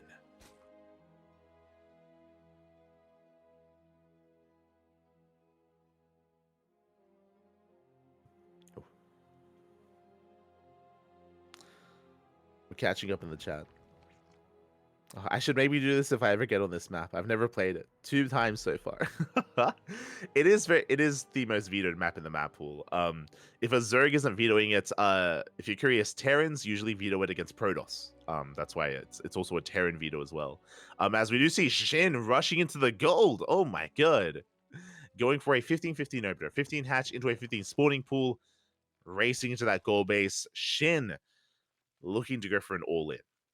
The reason why I say this is that usually when you take the goal base as your natural on this map, it is not for a longer game. It is like, it's going to be so difficult. Oh god, don't disconnect. It is a lovely observer. But it is typically not designed to get you into the mid game just because the space is so exposed. Defending against drop play, against Reapers, against Hellions is so difficult. This should be leading into, I imagine, a Roach all-in. We'll see. As boys are being sent to Maynard and to saturate that gold. Now, because it's a 15-15, what this means is it's a delayed gas. Gases are very much so delayed. So the reason why I said a Roach Rush is because usually, because the gases are so late, you don't waste your time on link speed. Usually this leads into, the gas being taken here at the gold, and with this you can go straight into Roach production. That's usually where this goes, but we'll see. We'll see if that's where SHIN wants to take this. We'll see where he does take us. SCV Scout going to be coming in, does get eyes on the gold. Cure is aware of what's going on. There's that Roach Warren on the way in the main. Now, I'm sure Cure can piece this together. I mean, he saw the Rich Resting Gas Geyser. There's no reason to get this Gas Geyser unless we're going 2-base lair or Roach rushing. Reaper does disrupt some of the mining, but does pull back. And Cure needs confirmation. As I just mentioned, with this fast gas geyser, could be roach rushes. It could be a roach rush, true, but it could also be like 2-base Muta. It could be even a... I wouldn't be a Nidus all in, but again, it could be something out of the norm. So Cure would like confirmation. As he comes back in, and he will get a kill on the drone. Does get one worker. Oh, does get a second worker as well. Big pickoffs.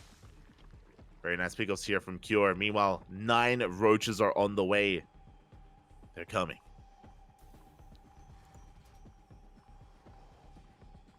They are coming out, Poppy. And with this, the Reaper dives into the main base. We get eyes on the Roach Warren, and Cure is fully aware of everything that's going on.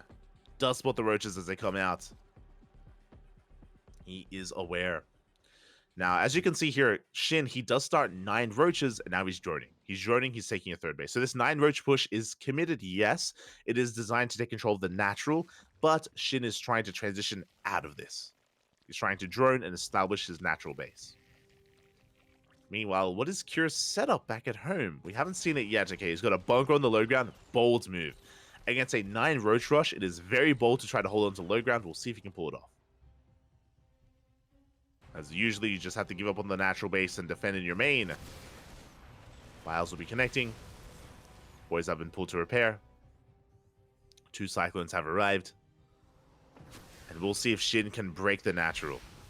So far, he biles and he backs off. He respects the Cyclones. I mean, true. The Cyclones will be holding, and SHIN wants none of it. Doesn't risk sticking around either. Interesting. Behind this, it's going to be a 3cc opener. 3cc into a 3-1-1 setup. Cure is looking to expand. And the game is going to be settling from here. Now, as we are backing off and as we are droning, SHIN does have an army, don't get me wrong, but I do have to give the edge to Cure here. He's going to be building up his bio counts quite heavily. Stim is on the way, and when he does move out with Stim, I'm curious to see if SHIN goes back into Banelings or if he goes into Infestors. He goes like Roach Hydra or something like that. There we go. Starport's on the way. SHIN is just saturating, just droning. Getting his natural up and running.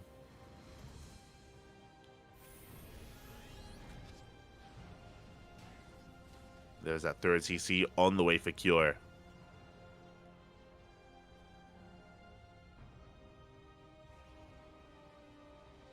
Are we going to float over to the... We are. Let's go.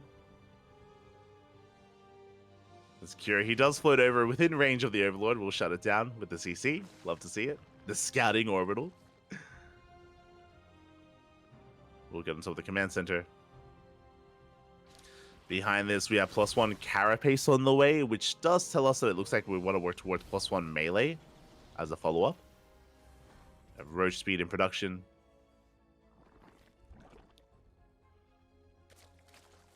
We'll see as... Oh, no, sorry, we start a +1 range. Okay, we are committed to Roach Ravager, which means this could be leading into, eventually, if the game goes on longer, into Hydras.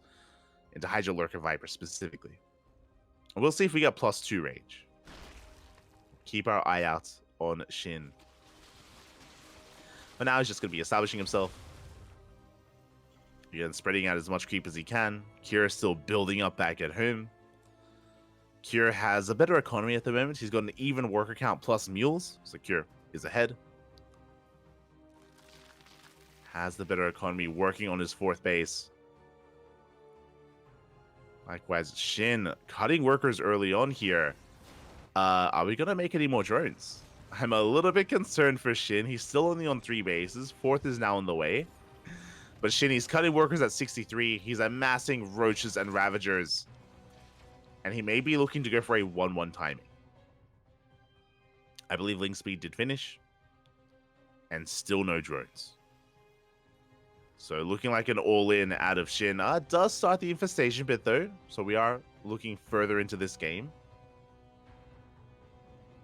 And actually, now that I think about it, 62 workers is 3-way saturation. I would call this all in, but we have the gold. So cutting workers earlier on actually is a little bit more, has a little bit more kind of economy behind it than normal. Because of said gold base. But again, Shin still isn't saturating his 4th. That's something important. Yeah, Shin is maxing out on Roach Ravager, and we're pushing out with a maxed out army. We're almost at 200 supply. 1-1 is done. We have +1. Sorry, we have +2 carapace and +2 range on the way.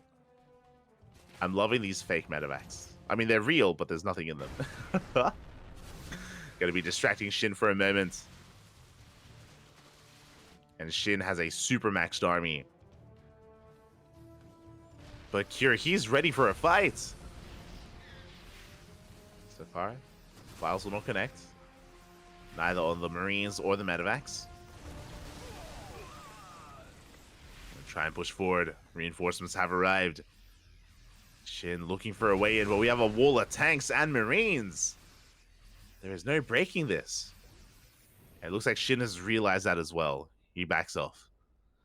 Now the problem here is that Shin chose not to drone. He maxed out on Roach Ravager and he realized he can't do anything with it, and now he's kind of stuck with a subpar army. And here's our transition, and it's late. We canceled +2. +2 range was cancelled. We have +1 melee on the way. We have Bailing Speed on the way. We have the Hive on the way. We're working to refine our army, yes, but Cure is max. And Cure, he has a more efficient army. His army is just better here at this point. Shin has to be very careful. So far, good splits. While they connect with the medevacs.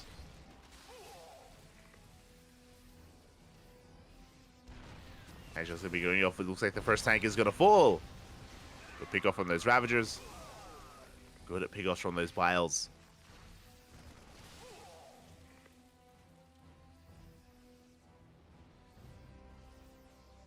The Shin is still just amassing more Ling Bane. Reinforcements have arrived, and Shin is still stuck on this army, still stuck with so much Roach Ravager. Vipers are in production. Big Stim. Bailing Speed still isn't done. Oh my god. 12 seconds away. The Bailing Stim waddling in. Oh, and they just get targeted down. Curie's looking to snowball out of control. He's diving on top of the army. He recognizes just how vulnerable Shin is. The Marines are running out though. Shin taking a fight. A bit of an overextension from Cure. Maybe a little bit overzealous with all those Marines. And he is being forced back. That zoom was a little bit jarring. It was but there we go. Cure, he does retreat. He's getting more CCs behind this. Now what's important is that he keeps his tanks alive. His tanks did survive.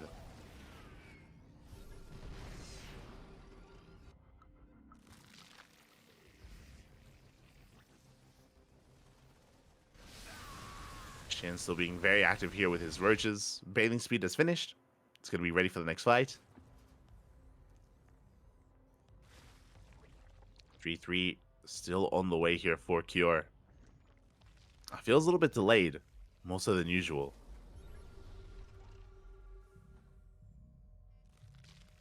Here we go. Cure is pushing.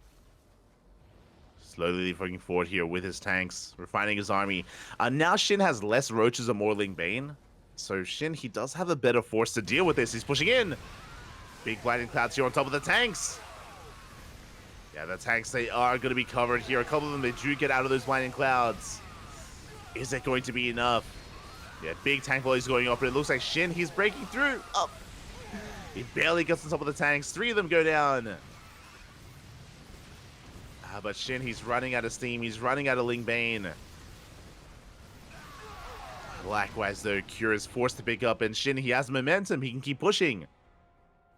He needs to keep pushing. As he's moving out across the map. Can he get into a mineral line? Can he take down some SCVs? Lyle's doing a great job here, just buying time.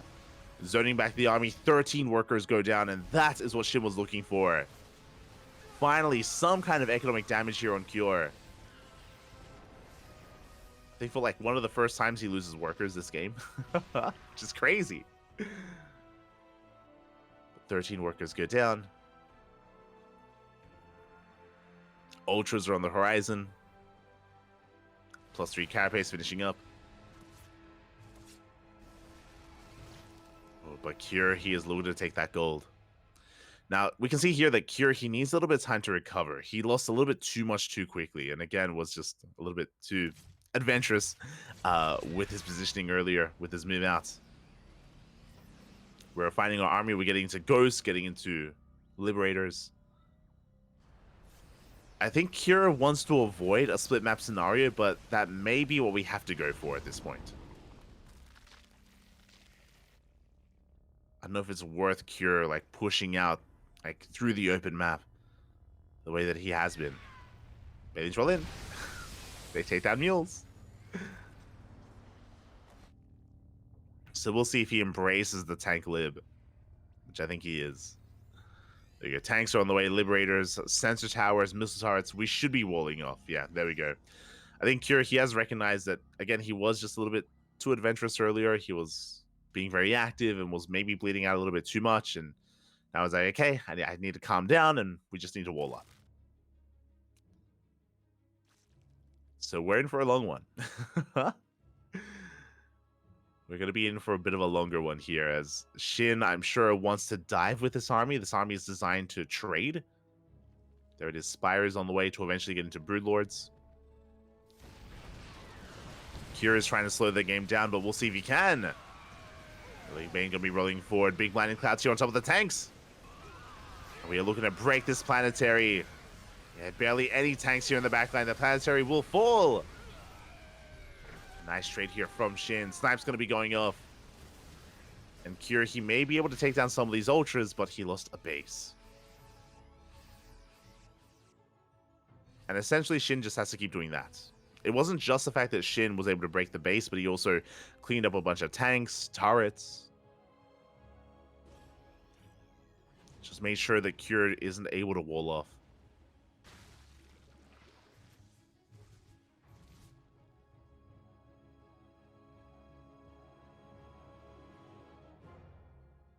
And the power of equilibrium, it is just so large. Cure going to try and pull SHIN apart. Now going for a drop play. But SHIN is in position. The northern drop is going to be lifted. Oh, only 2 Marines survive. And yeah, essentially Cure is stuck at home. He's being active with these drops, like he wants to be active. But we'll see if he can achieve too much damage here, as he does get into a mineral line. Drones are going down. We get 7 workers. It looks like we can maybe snipe the base. The hatchery does fall.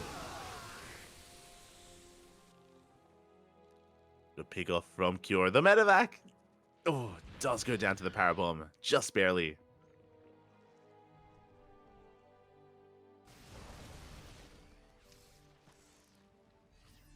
Yeah, you may not like it, but this is late game ZVT on equilibrium. This is where, like, once the action subsides, like, the Terran player kind of has to take a more defensive stance.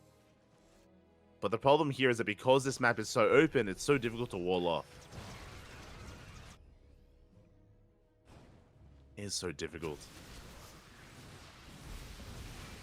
And Tar's getting picked off here and there. SHIN forcing Cure to be spread thin.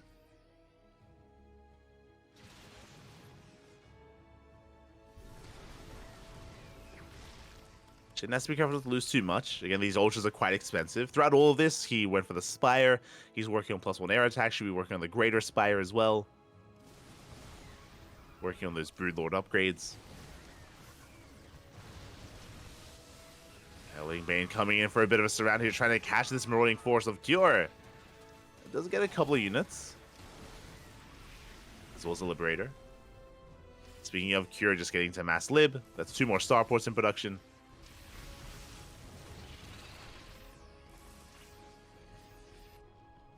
Both armies are just going to be maneuvering against each other. Scan reveals saturation. I don't think Cure can really do much about that, though. And Cure is stuck at home. I'm moving up with the Liberator, at least. But the Biles. Biles will bring it down. Eventually. We'll get there. There we go. 5 worker kills for a Liberator. Not too bad. A pretty good trade, actually, for the Terran. Pretty damn good trade. As both players are building up their banks. But again, I do feel like Cure still has some work to do when it comes to setting up his SimCity. The SimCity is lacking here, and without it, SHIN can abuse these bases.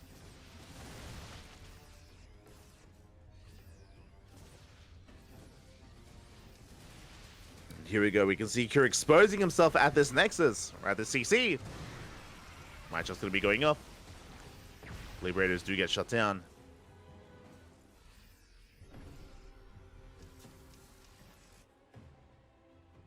And SHIN has options. He can either try to break this position before it can get up and running, or try to avoid it and go for another counterattack elsewhere. As attention is here. Changeling's waddling in. Yeah, he wants to break this position. Widowmines are resetting. Oh, big connections on the Banelings. Uh-oh. We've seen this before. Blinding Cloud gets thrown down. Good biles here on the Liberators. CC falls. Big pick off there from SHIN. Denying the space over and over again.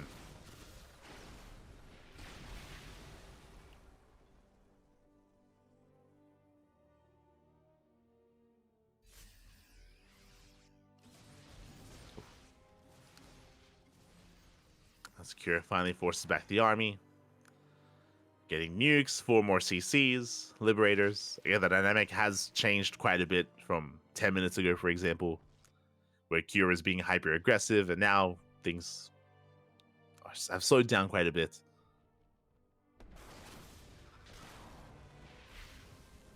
There's that Greater Spire on the way.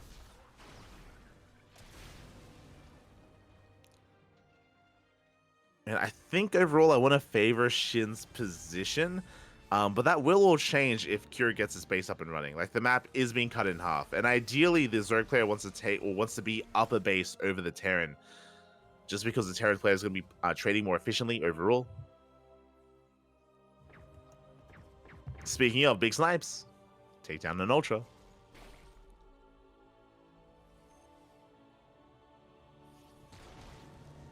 Ultra goes down, Liberation has arrived. We're going to be nuking over the wall.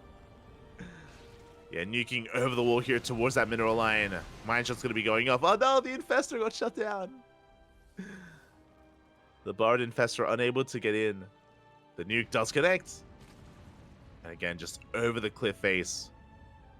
Connecting with the gas geyser. At the same time, it's going to be a kill, not a cancel on the CC. It's going to be 400 minerals. Overall, Cure has the better bank for now. Corrupted production. I'm concerned. I still think there's only one Spire. Yeah, there we go. Finally, a second Spire is on the way for double upgrades, but it's quite late, which means Shin's transition into Broodlords is going to be delayed as well. Again, you don't want to go for a Broodlord switch with 0/0 Broodlords. It's not gonna work. It's not gonna happen. So Shin's slowly working on those upgrades.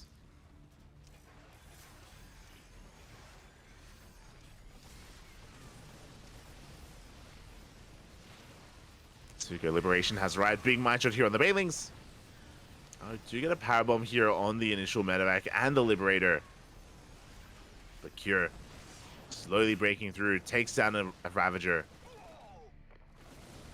Oh.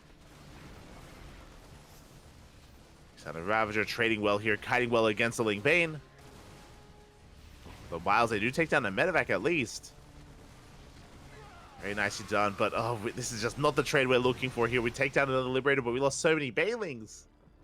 And the Broodlords, they have arrived. 12 Broodlords. I believe they're 2-0 plus 1 air attack and plus 0 carapace. 1-0 upgrades. I'm a little bit concerned, not gonna lie.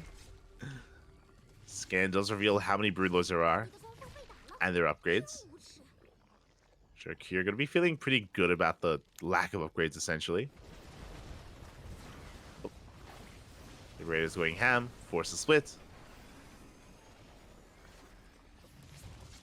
Oh, one Liberator will fall. The other as well. Both players have taken those northern bases. We have an even base count. We have the map split up in half almost perfectly. Cut in half. Cure rotating towards the north here, forcing a big reaction out of SHIN. Catches an Ultra. Oh. Let's catch an Ultra. Nuke going to be going off. Yeah, the base is going to be shut down. SHIN was outpositioned. I mean, his Broodlords are just too slow. And we should cancel that nuke. Oh, never mind. Does connect. And we can see SHIN trying to collapse on this army. The Broodlords have finally arrived. Now, from here, SHIN may decide to push towards top left. Like, he may just attack. He's already here. Sort of rotating back around, but no, we do pull back to the south. So a good pickup out of Cure. He took down a mining base. Very important. One mining base went down, and he could come in once again for another.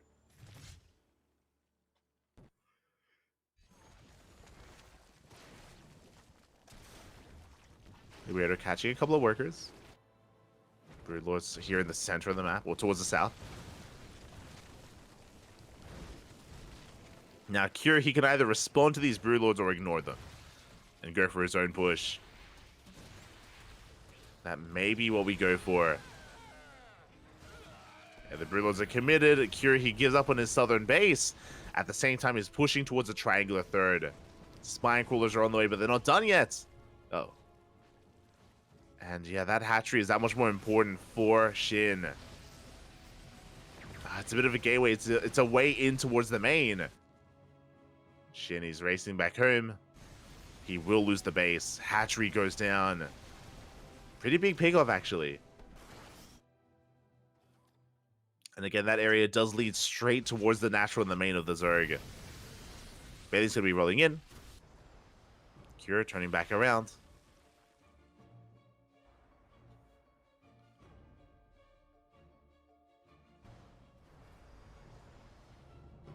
SHIN morphing in even more Brood. Oh my god.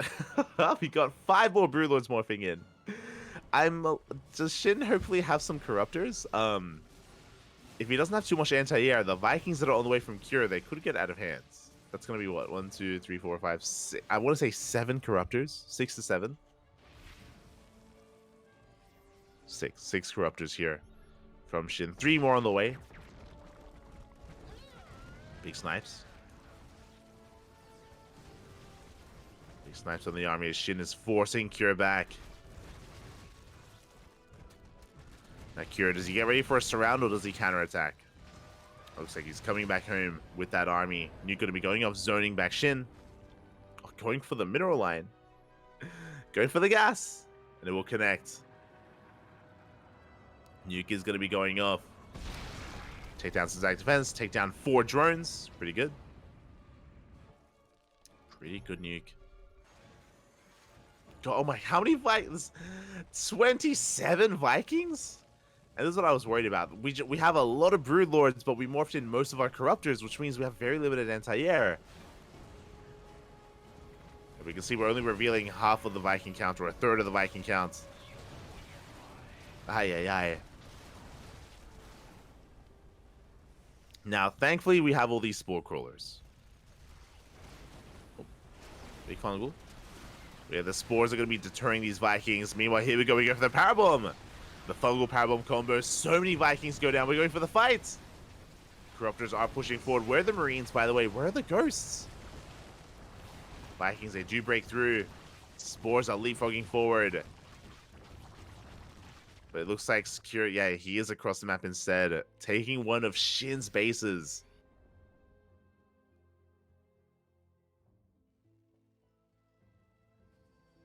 Yeah, his main attention is towards the north.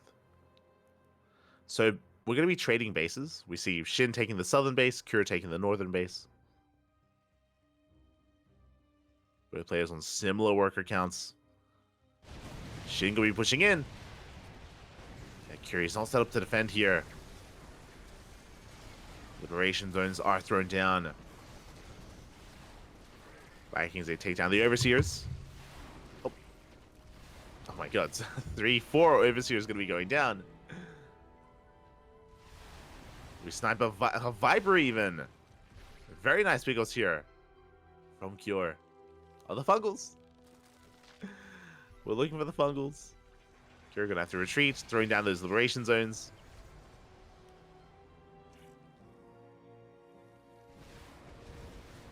The Vikings bullying back that Skysword Army. Another Viper! Another Viper goes down. Good split from Cure. Mine shot going to be going off. And here we go. We're going for the push.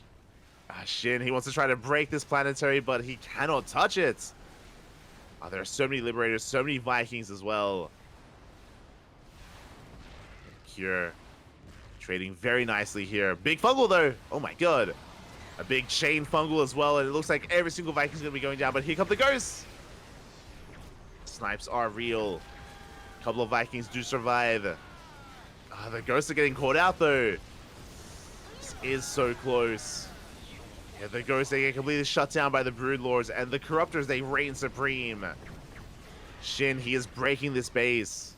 But the Ghost, though, there's no detection. There is no detection, but the planetary falls.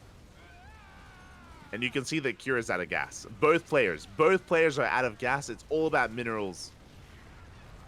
And even though Cure can make Marines and Vikings, the Marines aren't really too useful here against all these Broodlords.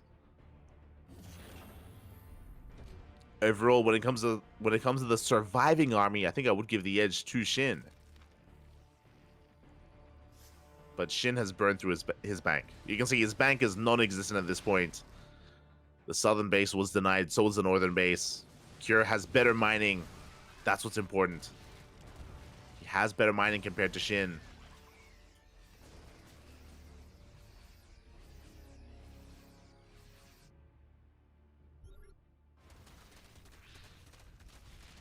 Wings catching some of these turrets. I mean, I guess it makes sense. SHIN just making whatever he can, so mass Ling. Here still has 4,000 minerals in the bank. SHIN desperately needs another base, and with all those minerals, what can we make? We can make Hellions, we can make Vikings. Yeah, Cure, he has too much here. Even with only minerals, like Cure, he has just a more well-established army. Things they do come in for a big counterattack. Well, the Hellbats are shut down. Decent trade. We get 10 SCVs. Workers going to be going down. 3 Infestors are on the way. Okay. If we can land like a perfect Fungal, like a chain Fungal on the Vikings, then maybe we can take a win. Maybe we can take a fight. That's still a lot of Broodlords. What are we looking at? 18 Vikings against 15 Corruptors. But we have Snipes. Now we have a ground army on top of that. Snipes going to be going off. 2 Broodlords go down. Big pickoffs. Every Broodlord counts. Liberation has arrived.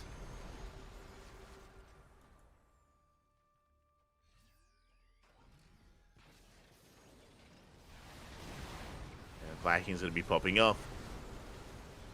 I think it's just a matter of anti-air here. I mean, there's potential with Fungal growth, don't get me wrong. Do we do Fungal the Ghosts? A pretty big Fungal, actually. Oh my god. Ghosts are going to be going down, but the Vikings, they reign supreme. They shut down the Corruptors, and they're going for the Broodlords as well. Too much in the air, too much on the ground, and Cure will take the series 2-0. Will take down SHIN. Undefeated so far. GG. Cure popping off. He took down everyone. Bunny, Cyan, and SHIN. No one on Mystery Gaming has been able to touch Cure. SHIN came close. This game was back and forth. Initially, Cure had a lot of momentum. SHIN was able to wrestle it away from him towards the end. And then we ended up in that split map scenario. And the reality is that Cure was just trading better the entire time. It was just trading more efficiently, mining better as well. I mentioned at the time that in that scenario, Zergs need an extra base. They need an extra base compared to their opponents. Alas, SHIN couldn't get one. He could not get an extra base and was losing bases instead. And with that, Cure was able to barely edge it out towards the end there. GG, well played. Cure has taken down every single player on the roster of Mystery Gaming so far. I mean, on the playable roster here tonight. But there is a revive. There is one revive available. One player remaining. Who do we revive? Do we bring back SHIN for another game? Do we bring back Bunny for a TBT rematch? Remember, Bunny came so close. Bunny was winning game 1. Oh my god. At the start of the night, Bunny almost started off with a win against Cure. That's how close it was. Or do we bring out Cyan? I do believe they can all take maps off of Cure, but it's on a good day they can take maps off of Cure. Is today that day? Going to be going in a short break. When we come back, our players will be decided, and we will have our revived player for Mystery Gaming. See you soon.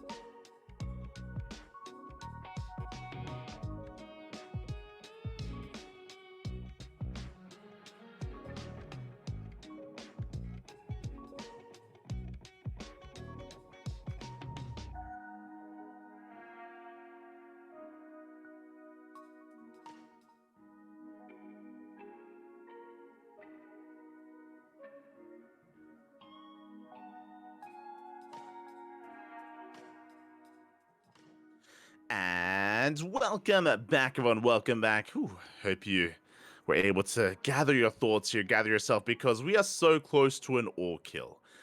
As we're getting ready for Team Liquid versus Mystery Gaming. Game 4. Let's start the game.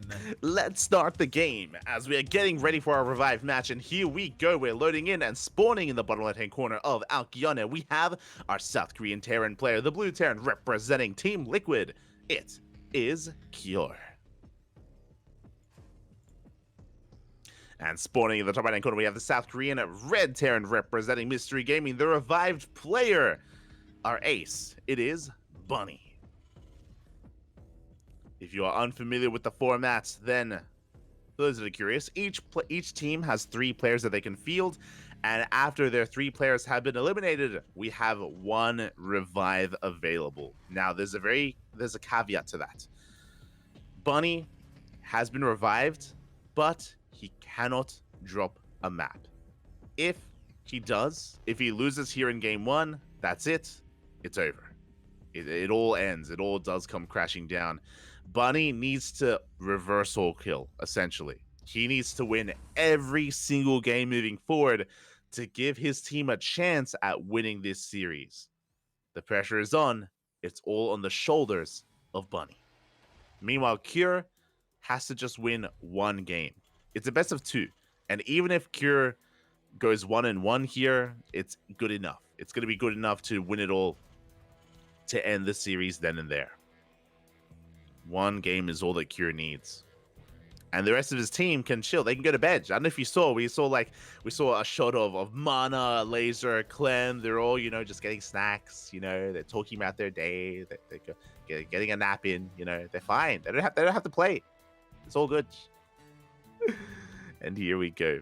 We're getting to our openers. It is going to be a double gas opener from both players. We spoke about this earlier, but I do think that this is I don't think that was a wrong decision for Mystery Gaming as, oh my god, the Reapers are going to be juking it out. Oh god! And it looks like Kyor will come out on top just barely towards the end. Bunny shaking his head on cams as Kyor will take a Reaper lead. With that, he gets across the map. There's nothing to stop him. He can delay the CC, but a second Reaper has arrived. Kyor has to respect it. He has to back off.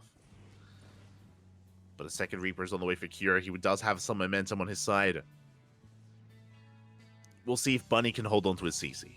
But I was just getting at the fact that in game 1, winding it back, remember, Bunny was in the lead in that series. He was winning against Kyor initially, and then it all slipped away. It all slipped through his fingers, and Kyor had an insane comeback. What I'm getting at is that Bunny has it in him here to take down Kyor. But we'll see if he can bring it all out here on Alkione. Reaper takes down another SCV. Hellion denies the CC on the low ground. Big delay here. Oh god, and again, this is all because the first Reaper did go down. Things snowballing a bit out of control. Doesn't look like a lot, but these small little delays do add up over time. And Bunny has some recovering to do. Meanwhile, back at home, Kyor getting into Cyclone production. Medevac is on the way. Kyor, he wants to be the aggressor even further here after defending. Wants to go for a counterattack to catch back up Bunny before the natural is even done. Third CC's on the way. Third CC's on the way here for Bunny. He wants to try to claw his way back into this economically. Being very greedy here. His army has arrived, forcing Kyor to turn back around for a moment. 2 SCVs go down. But again, with this fast third base, it's a very greedy maneuver here from Bunny, but it's a way to catch back up. It's a way to close the distance in the economy. We'll see if he can pull it off.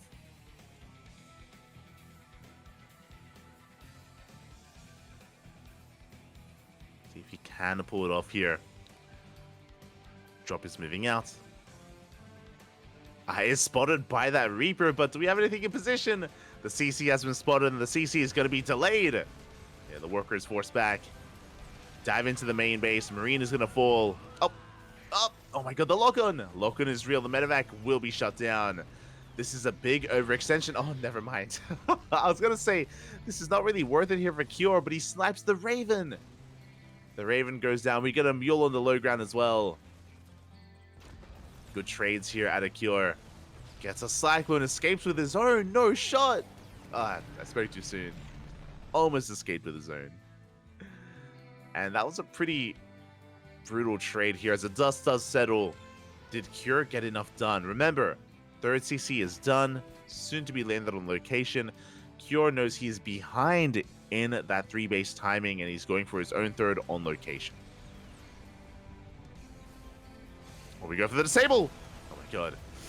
We go for the disable. The Raven gets picked off. Nice moves here from Cure.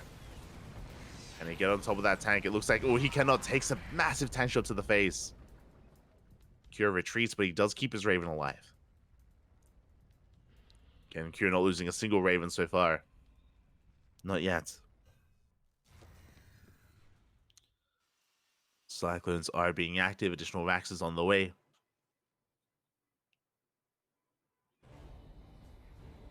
Bunny looking to catch up. Can make 3 SCVs at a time. Triple mule production as well. Is the beginning of a comeback. Oh, the Raven harass doesn't stop. Come back in. Don't get much. We don't really kill too much. We do deny a lot of mining time as the Raven gets eyes on the lack of saturation at the third. The attempted saturation at the third. And this we're getting into a bio production. No mech. Not yet. Not this time. Not from either of these players. It's going to be bio tank. Now the Raven comes in. A bit of a miss rally. Cure. Big slip up there. Raven goes down for free. The miss rally was real. A good moment for Bunny. And he needs moments like this. Cyclone's moving out. Factory floating across the map. I was going to say that, yeah, you can see Cure shaking his head on cams. That was not intentional. Misrallied Raven, misrallied Factory. Oof, that is going to slow down tank production. That's actually massive. Raven's going to be going down. Mate, Cure's falling apart a little bit. 3 mistakes here, one after the other. But yeah, this just means that straight up Bunny will have a tank lead. Ay, ay, ay. Go Cure. Dipping in, gets a Marine. Not much else.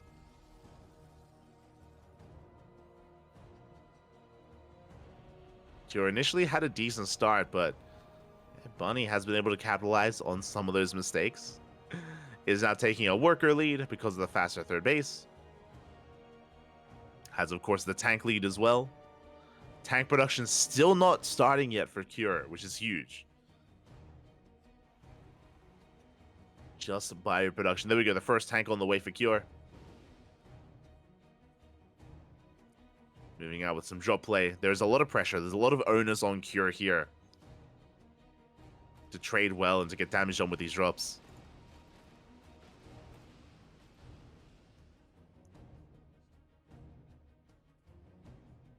Oh, Bunny. More games. More games. True, true. Banjwa. Gibj. I mean, this is just a really good sign. You can see now that reflected in the supplies, where Bunny is just getting further and further ahead. Because of what's been unfolding. Cure going for his 4th on location. This is a good way to catch back up. 2-2 starting up here for Cure. +2 armor delayed for Bunny, but now starting up as well.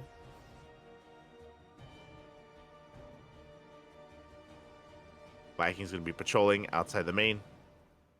Waiting for any kind of drop play. Hopefully Cure doesn't send it. Fingers crossed. But there's no kind of major pushes here. Both players are just kind of vying for map control. They're just marauding around. Some units here and there. Cyclone's hoping to add some DPS here as well. A lot of Marines going to be going down. But here we go, Bunny, he is pushing, he is committed, the tanks have arrived, and I'm afraid to check here. I mean, I can't check, but I'm really curious as to what the tank count, the tank disparity is looking like. Here he comes in, though, he forces Bunny to turn back around. A big moment. As Bunny does pull back, 5 SCVs go down. How many tanks do we have, though? I want to say 8 tanks here for Bunny. Cure getting to his 2nd factory, double tank production. from the blue Terran. Going for a jump across the map. I love 4 medvacs and 2 cyclones. Let's go. But again, the double factory production I think is very necessary for Cure just to catch back up. Drop into the natural. And again, this drop play out of Cure, it's not really, it's getting a couple of workers here and there, but it's just buying so much time. Remember, Bonnie was about to push, and honestly, that push may have just ended the game. But he's been forced to turn back around time and time again. Cure buying so much time for himself. Has to be careful to overextend. Oh, the Marines! Marines are getting caught out for a moment. Big anti-armor missile. At the same time, Bonnie pushing on the right-hand side. He's going straight for that 4th base. Oh, and Cure isn't ready for this. Cure, he's not ready for this push. There's a planetary, sure. Cure instead going straight for the 3rd.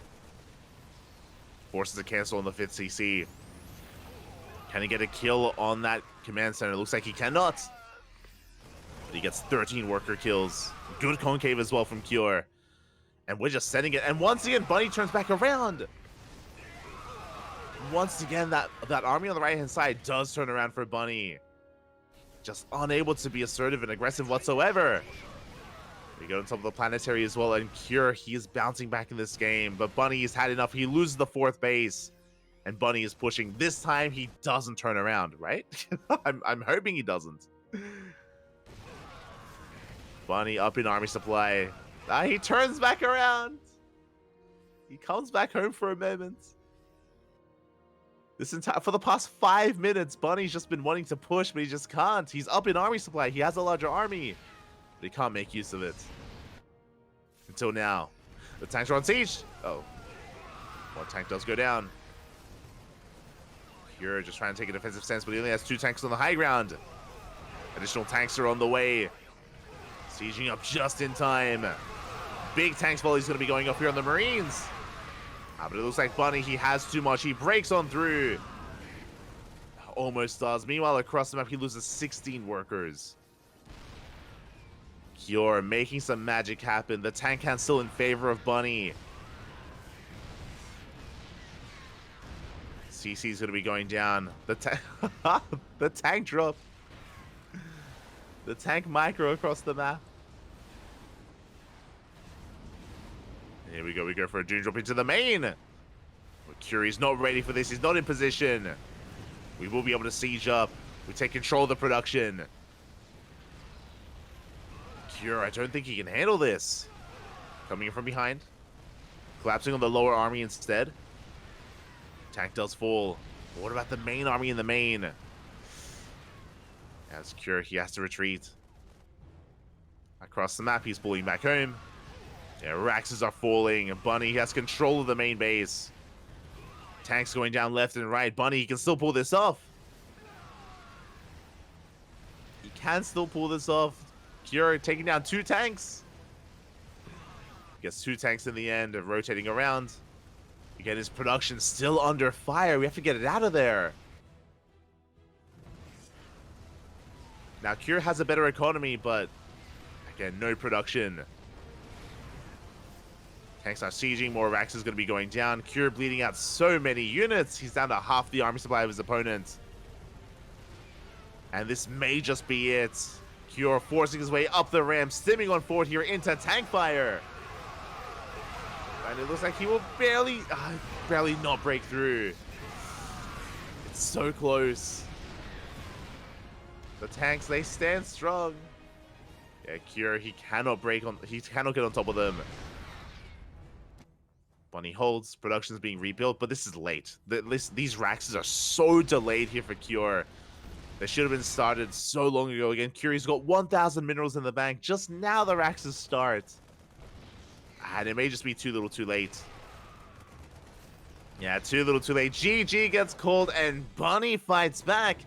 Bunny takes game number 1. Whew.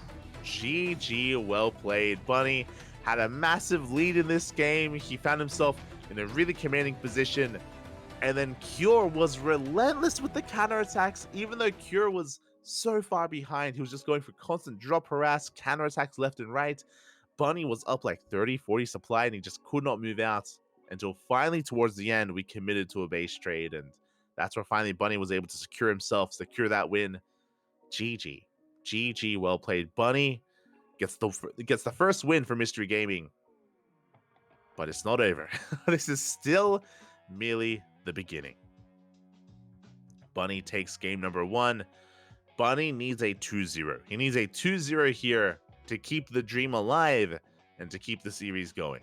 Remember, if Cure wins one more game, that's it. That's the end of the series, and Team Liquid will take it.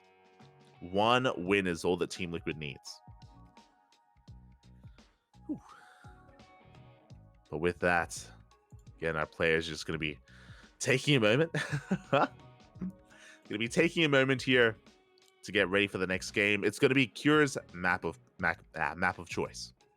It's going to be on Cure where we want to try to come back, where we want to bounce back here in this series. It's also a very cute shark on the desk. It's very cute.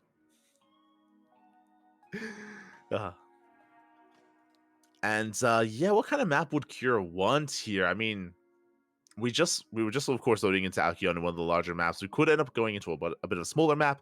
Hecate would be on the table, a map like even Goldenora. There we go. Along the lines of a smaller map, we're going to one of the extremes. Cure, Papi. Might be done here. We're loading into Hard Lead. Oh my god, one of the smallest maps in the map pool. Very short rush distance. Hard Lead is going to be where Cure looks to fight back. And again, he only needs one more. We haven't seen any proxies yet in these CVTs. Is this where we proxy racks? Let's go.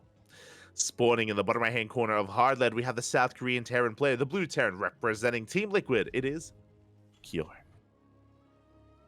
And in the top left, we have his opponent fighting back for his team, for Mystery Gaming. It is Bunny.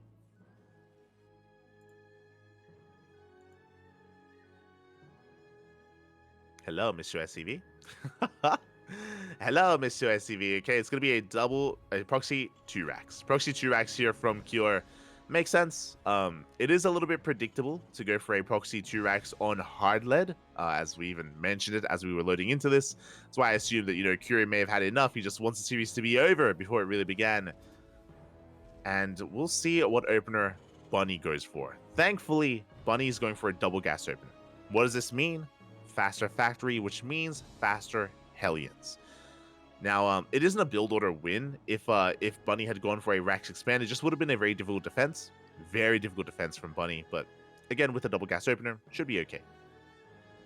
Now, obviously, there's going to be a big power spike for Cure. A big moment is going to be when he has 2 and then 4 Reapers, where he can snowball out of control and try to get on top of Bunny.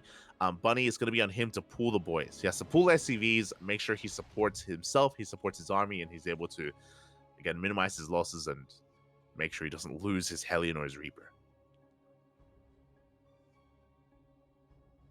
Bunny coming in for an SCV scout does confirm the Rax is missing.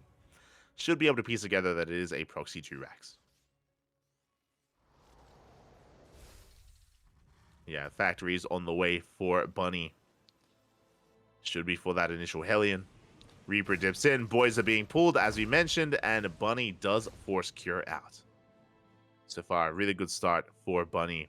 As you mentioned, it isn't about the first Reaper. It's when the additional Reapers do arrive for Cure, because he does have the production advantage over his opponent. He will have the supply advantage.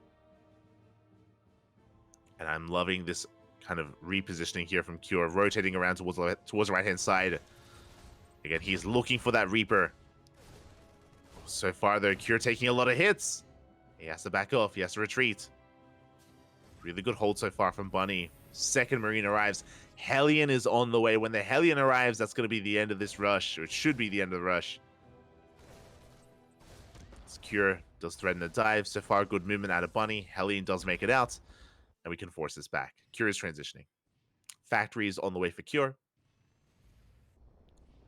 Bunny is expanding. We have a CC on the high ground. And Bunny is, at this point, perfectly safe. The Rax can soak some hits, so potentially Cure can dive. Potentially. as he does have high ground vision. He wants to try to pick away at that depot, but will not be able to get it. Again, 5 Reapers here for Cure. You can see the Marines are being drawn away by that floating Rax. Cyclone does arrive. 1 Reaper goes down.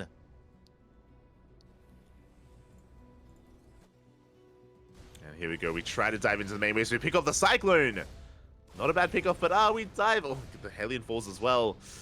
Bunny being a little bit wasteful with his army. He has to be very careful. Does have to take care here, as the Reapers are going to be dipping on in, but we have more Marines. And another Cyclone is now coming out. Yeah, Bunny holds. And the game will progress from here. And Cure's in a rough position. With his opener, his command center is so heavily delayed. His transition is delayed. I mean, everything is late here for Cure. And these Reapers just did not do enough damage. But you can see he does dip into the main base, gets 2 SCV kills. Bunny going into Cloak Banshees. Can he get the Cyclone? He cannot. The Cyclone barely survives. Every single Reaper goes down. Again, not looking good here for Cure. Now, he did at least scan. He did at least scout. He scouted the add-on on that starport. He is aware of Cloak Banshees. At least, hopefully, he is aware. He's getting established on 2 bases.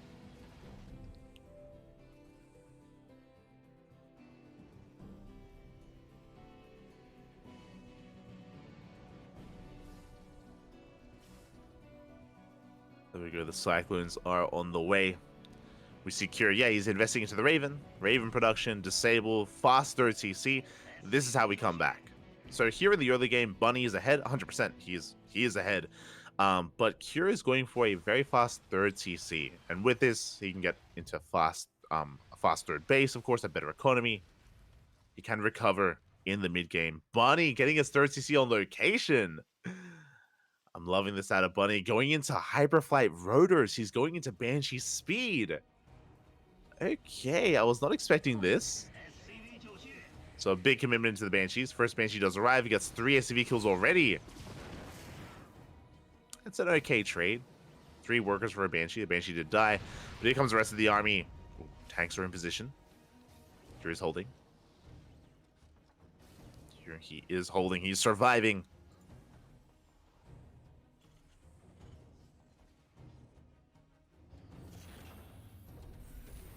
You see Cure just going for his own add-on swap, has made a 2nd Raven.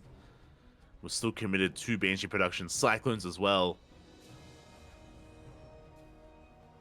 Oh, that's another fact. Oh my god, Bunny, he's playing mech. That's a 2nd, that's a 3rd factory on the way.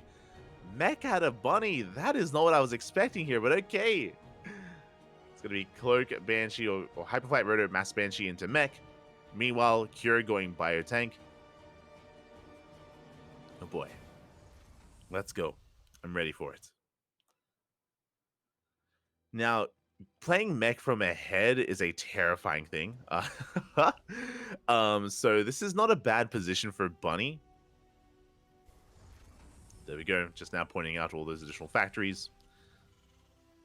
But we'll see what kind of composition he goes for. If he goes Mass Cyclone or if he goes into earlier tank production. Cure, meanwhile, has no idea, as we are still just building up that Banshee count. TY, oh my god, we're playing like TY. Going for like Sky Terran mech. Mass Banshee into tank. So we go the Banshees, they dip in between the bases, they catch some Marines. Big pickoffs. Vikings have arrived. The Banshees, they go straight for the mineral line as well. 3, 4 SCVs, 5 SCVs go down. We do get a 6. Raven has arrived. Did burn a scan.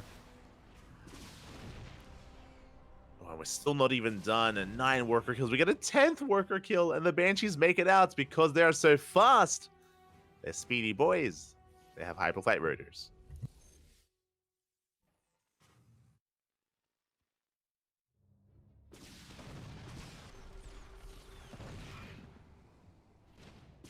Well, meanwhile, decent catch there from Cure. Does get on top of one of the Banshees, but the other still wreaking havoc, and Cure is being pulled apart by just the Banshee harass. He's pushing right through the center of the map. The tank's not quite in position. Cyclone's coming from the right-hand side. The tanks say they siege. Big disables. We get one. We get both tanks disabled. Cure, can he kill Bunny before he can really get going? Oh my god. Again, the factory production just now started and we shut down. We burned through all the tanks. Cure going for the kill move before Bunny could really get going. And Cure takes down Bunny and wins it all for Team Liquid. GG, the all kill. Oh my god. That was the window. Remember, Bunny, he was ahead. He had a strong start. He was crippling the economy. He was pulling Cure apart. And Cure just said, screw it.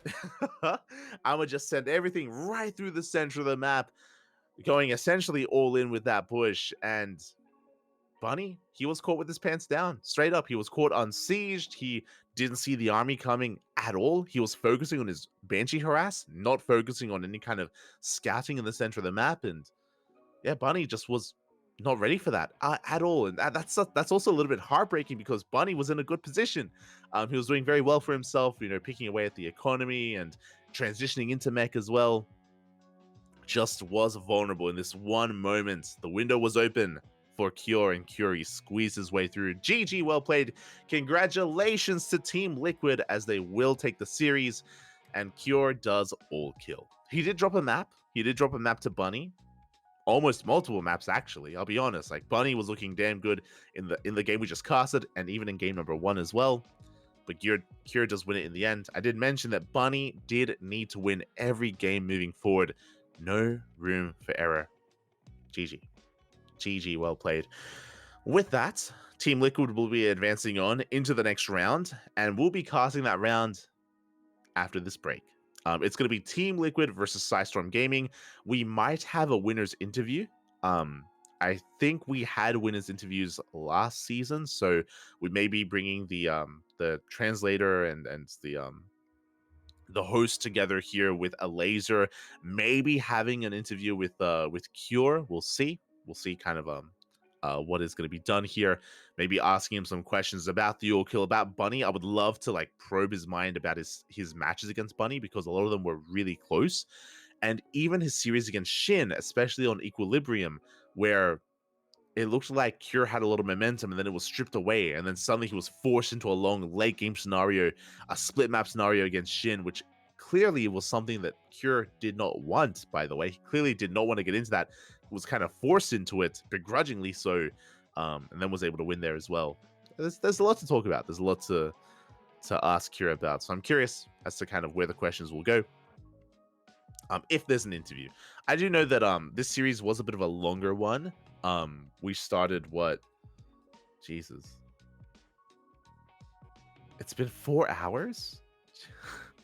I mean, we did start with a show match, to be fair. We did start with a show match, but it's already been 4 hours and we're only halfway through because we have another best of 7. And this next best of 7 is most likely going to be more of a back and forth as well. So it's going to be a longer one. So yeah, we're going to be going on a short break. Take this moment to hydrate your hydras, stretch all of your roaches. Make sure you stretch them. Don't cramp yourself. Don't cramp. Massage your marines. Drain your disruptors. I'm going to go make some coffee. I'm going to go stretch my legs. And when we return, we should have our next series. Again, we might be setting up for interviews and all that good stuff. And afterwards, we'll be getting ready for Psystorm versus Team Liquid. So we'll see you guys soon.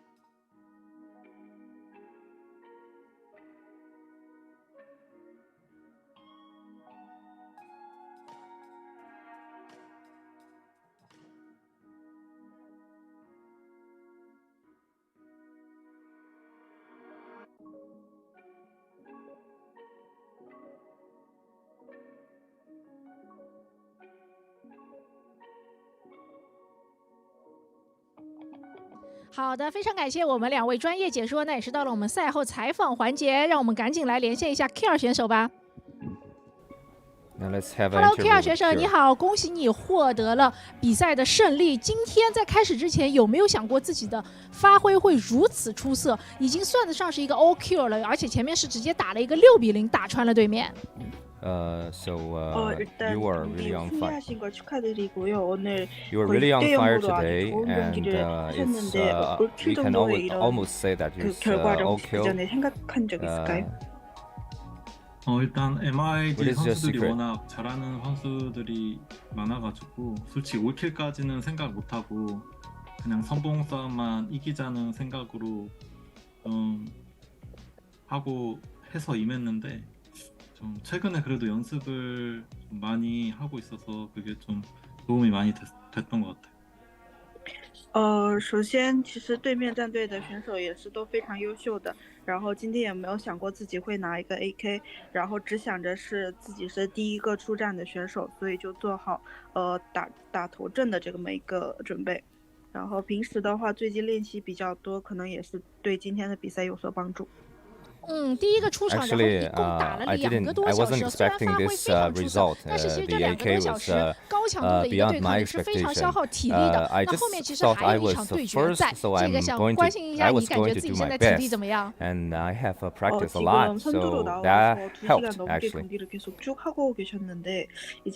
So you've been hurt.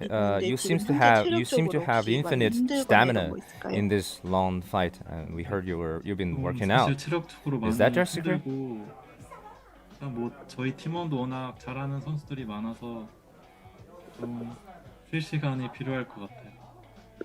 我现在的话，说实话体力还是有点吃力的，但是我的队友都非常胖，所以我相信他们，我需要休息一下。Actually, I am a little bit tired now, but I still have faith in my teammates. 那其实我们之前也是听说，其实你平时是经常有在健身的。你觉得你平时的这些健身，对于这种长时间非常高强度的对抗操作会有一些帮助吗？这是不是也是你可以刚刚2个多小时状态一直保持非常好，最后一个人干穿了对面一个队的一个原因所在呢？ So you've been working out. Does that help? 김도우 선수가 평소에 운동을 많이 하신다고 들었는데 그 평소에 하는 운동하는 이런 습관이 지금 오늘 같은 이런 장기전에 대해서 혹시 뭐 좋은 영향이 있다든지 이런 거 있을까요? 도움이 된다든지. 최근에 뭐 일 운동은 하려고 노력하고 있는데 그래도 집중력이 많이 향상된 것 같고 체력도 뭐 장기전 한두 판 했는데 그래도 마지막까지 집중력을 놓치지 않았던 게 좀 도움이 많이 됐던 것 같아요. 最近的话，运动尽量是做到每天一练，然后通过最近的健身的话，其实也提高了我的那个集中力。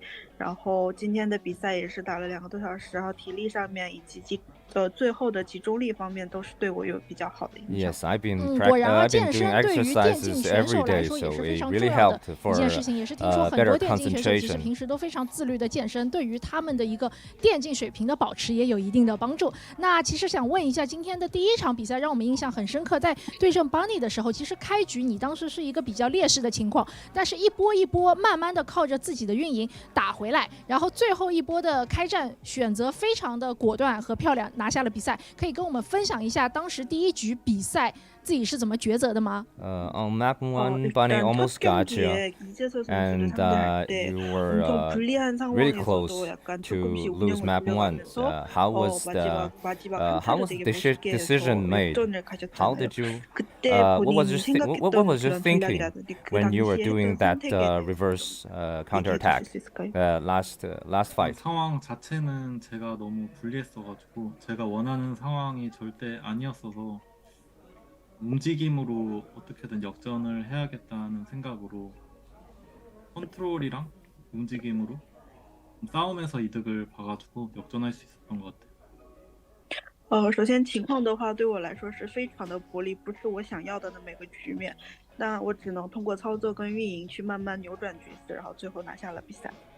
Yeah, it was really bad for me, so I just tried to take control of the map, doing what I can, doing my best, and I really made it. So talking about future games, which are the most dangerous players or teams that threat your team? 아무래도 잭스팩스 선수가 온라인에서 워낙 강하기 때문에 그 선수만 이기면 좀 수월하게 이길 수 있을 것 같아요. 我觉得 MaxPax 这个选手的话，线下的时候实力非常强的，然后只要我的队友拿下他的话，基本上就可以锁定胜局了。好的，非常感谢 Q 选手接受到我们的采访。那现在也是去稍事休息一下，因为后面还有一场硬仗要打。希望你们的队伍在接下来的比赛里面可以有出色的发挥，顺利拿下比赛。好，再一次恭喜获得比赛的胜利，也是谢谢接受到我们的采访。 Good luck and thank you. Goodbye. 인터뷰 감사합니다. 다음 경기죠. 好的，那么我们第一轮的比赛到这边就告一段落了，但是刚刚获胜的队伍还不能放松，他们会接下来马上就要进行第2轮的比赛，来抢夺进入到下一轮比赛非常珍贵的门票。那让我们先休息一下，一会儿会有精彩的比赛继续带给大家。我只能说这个东西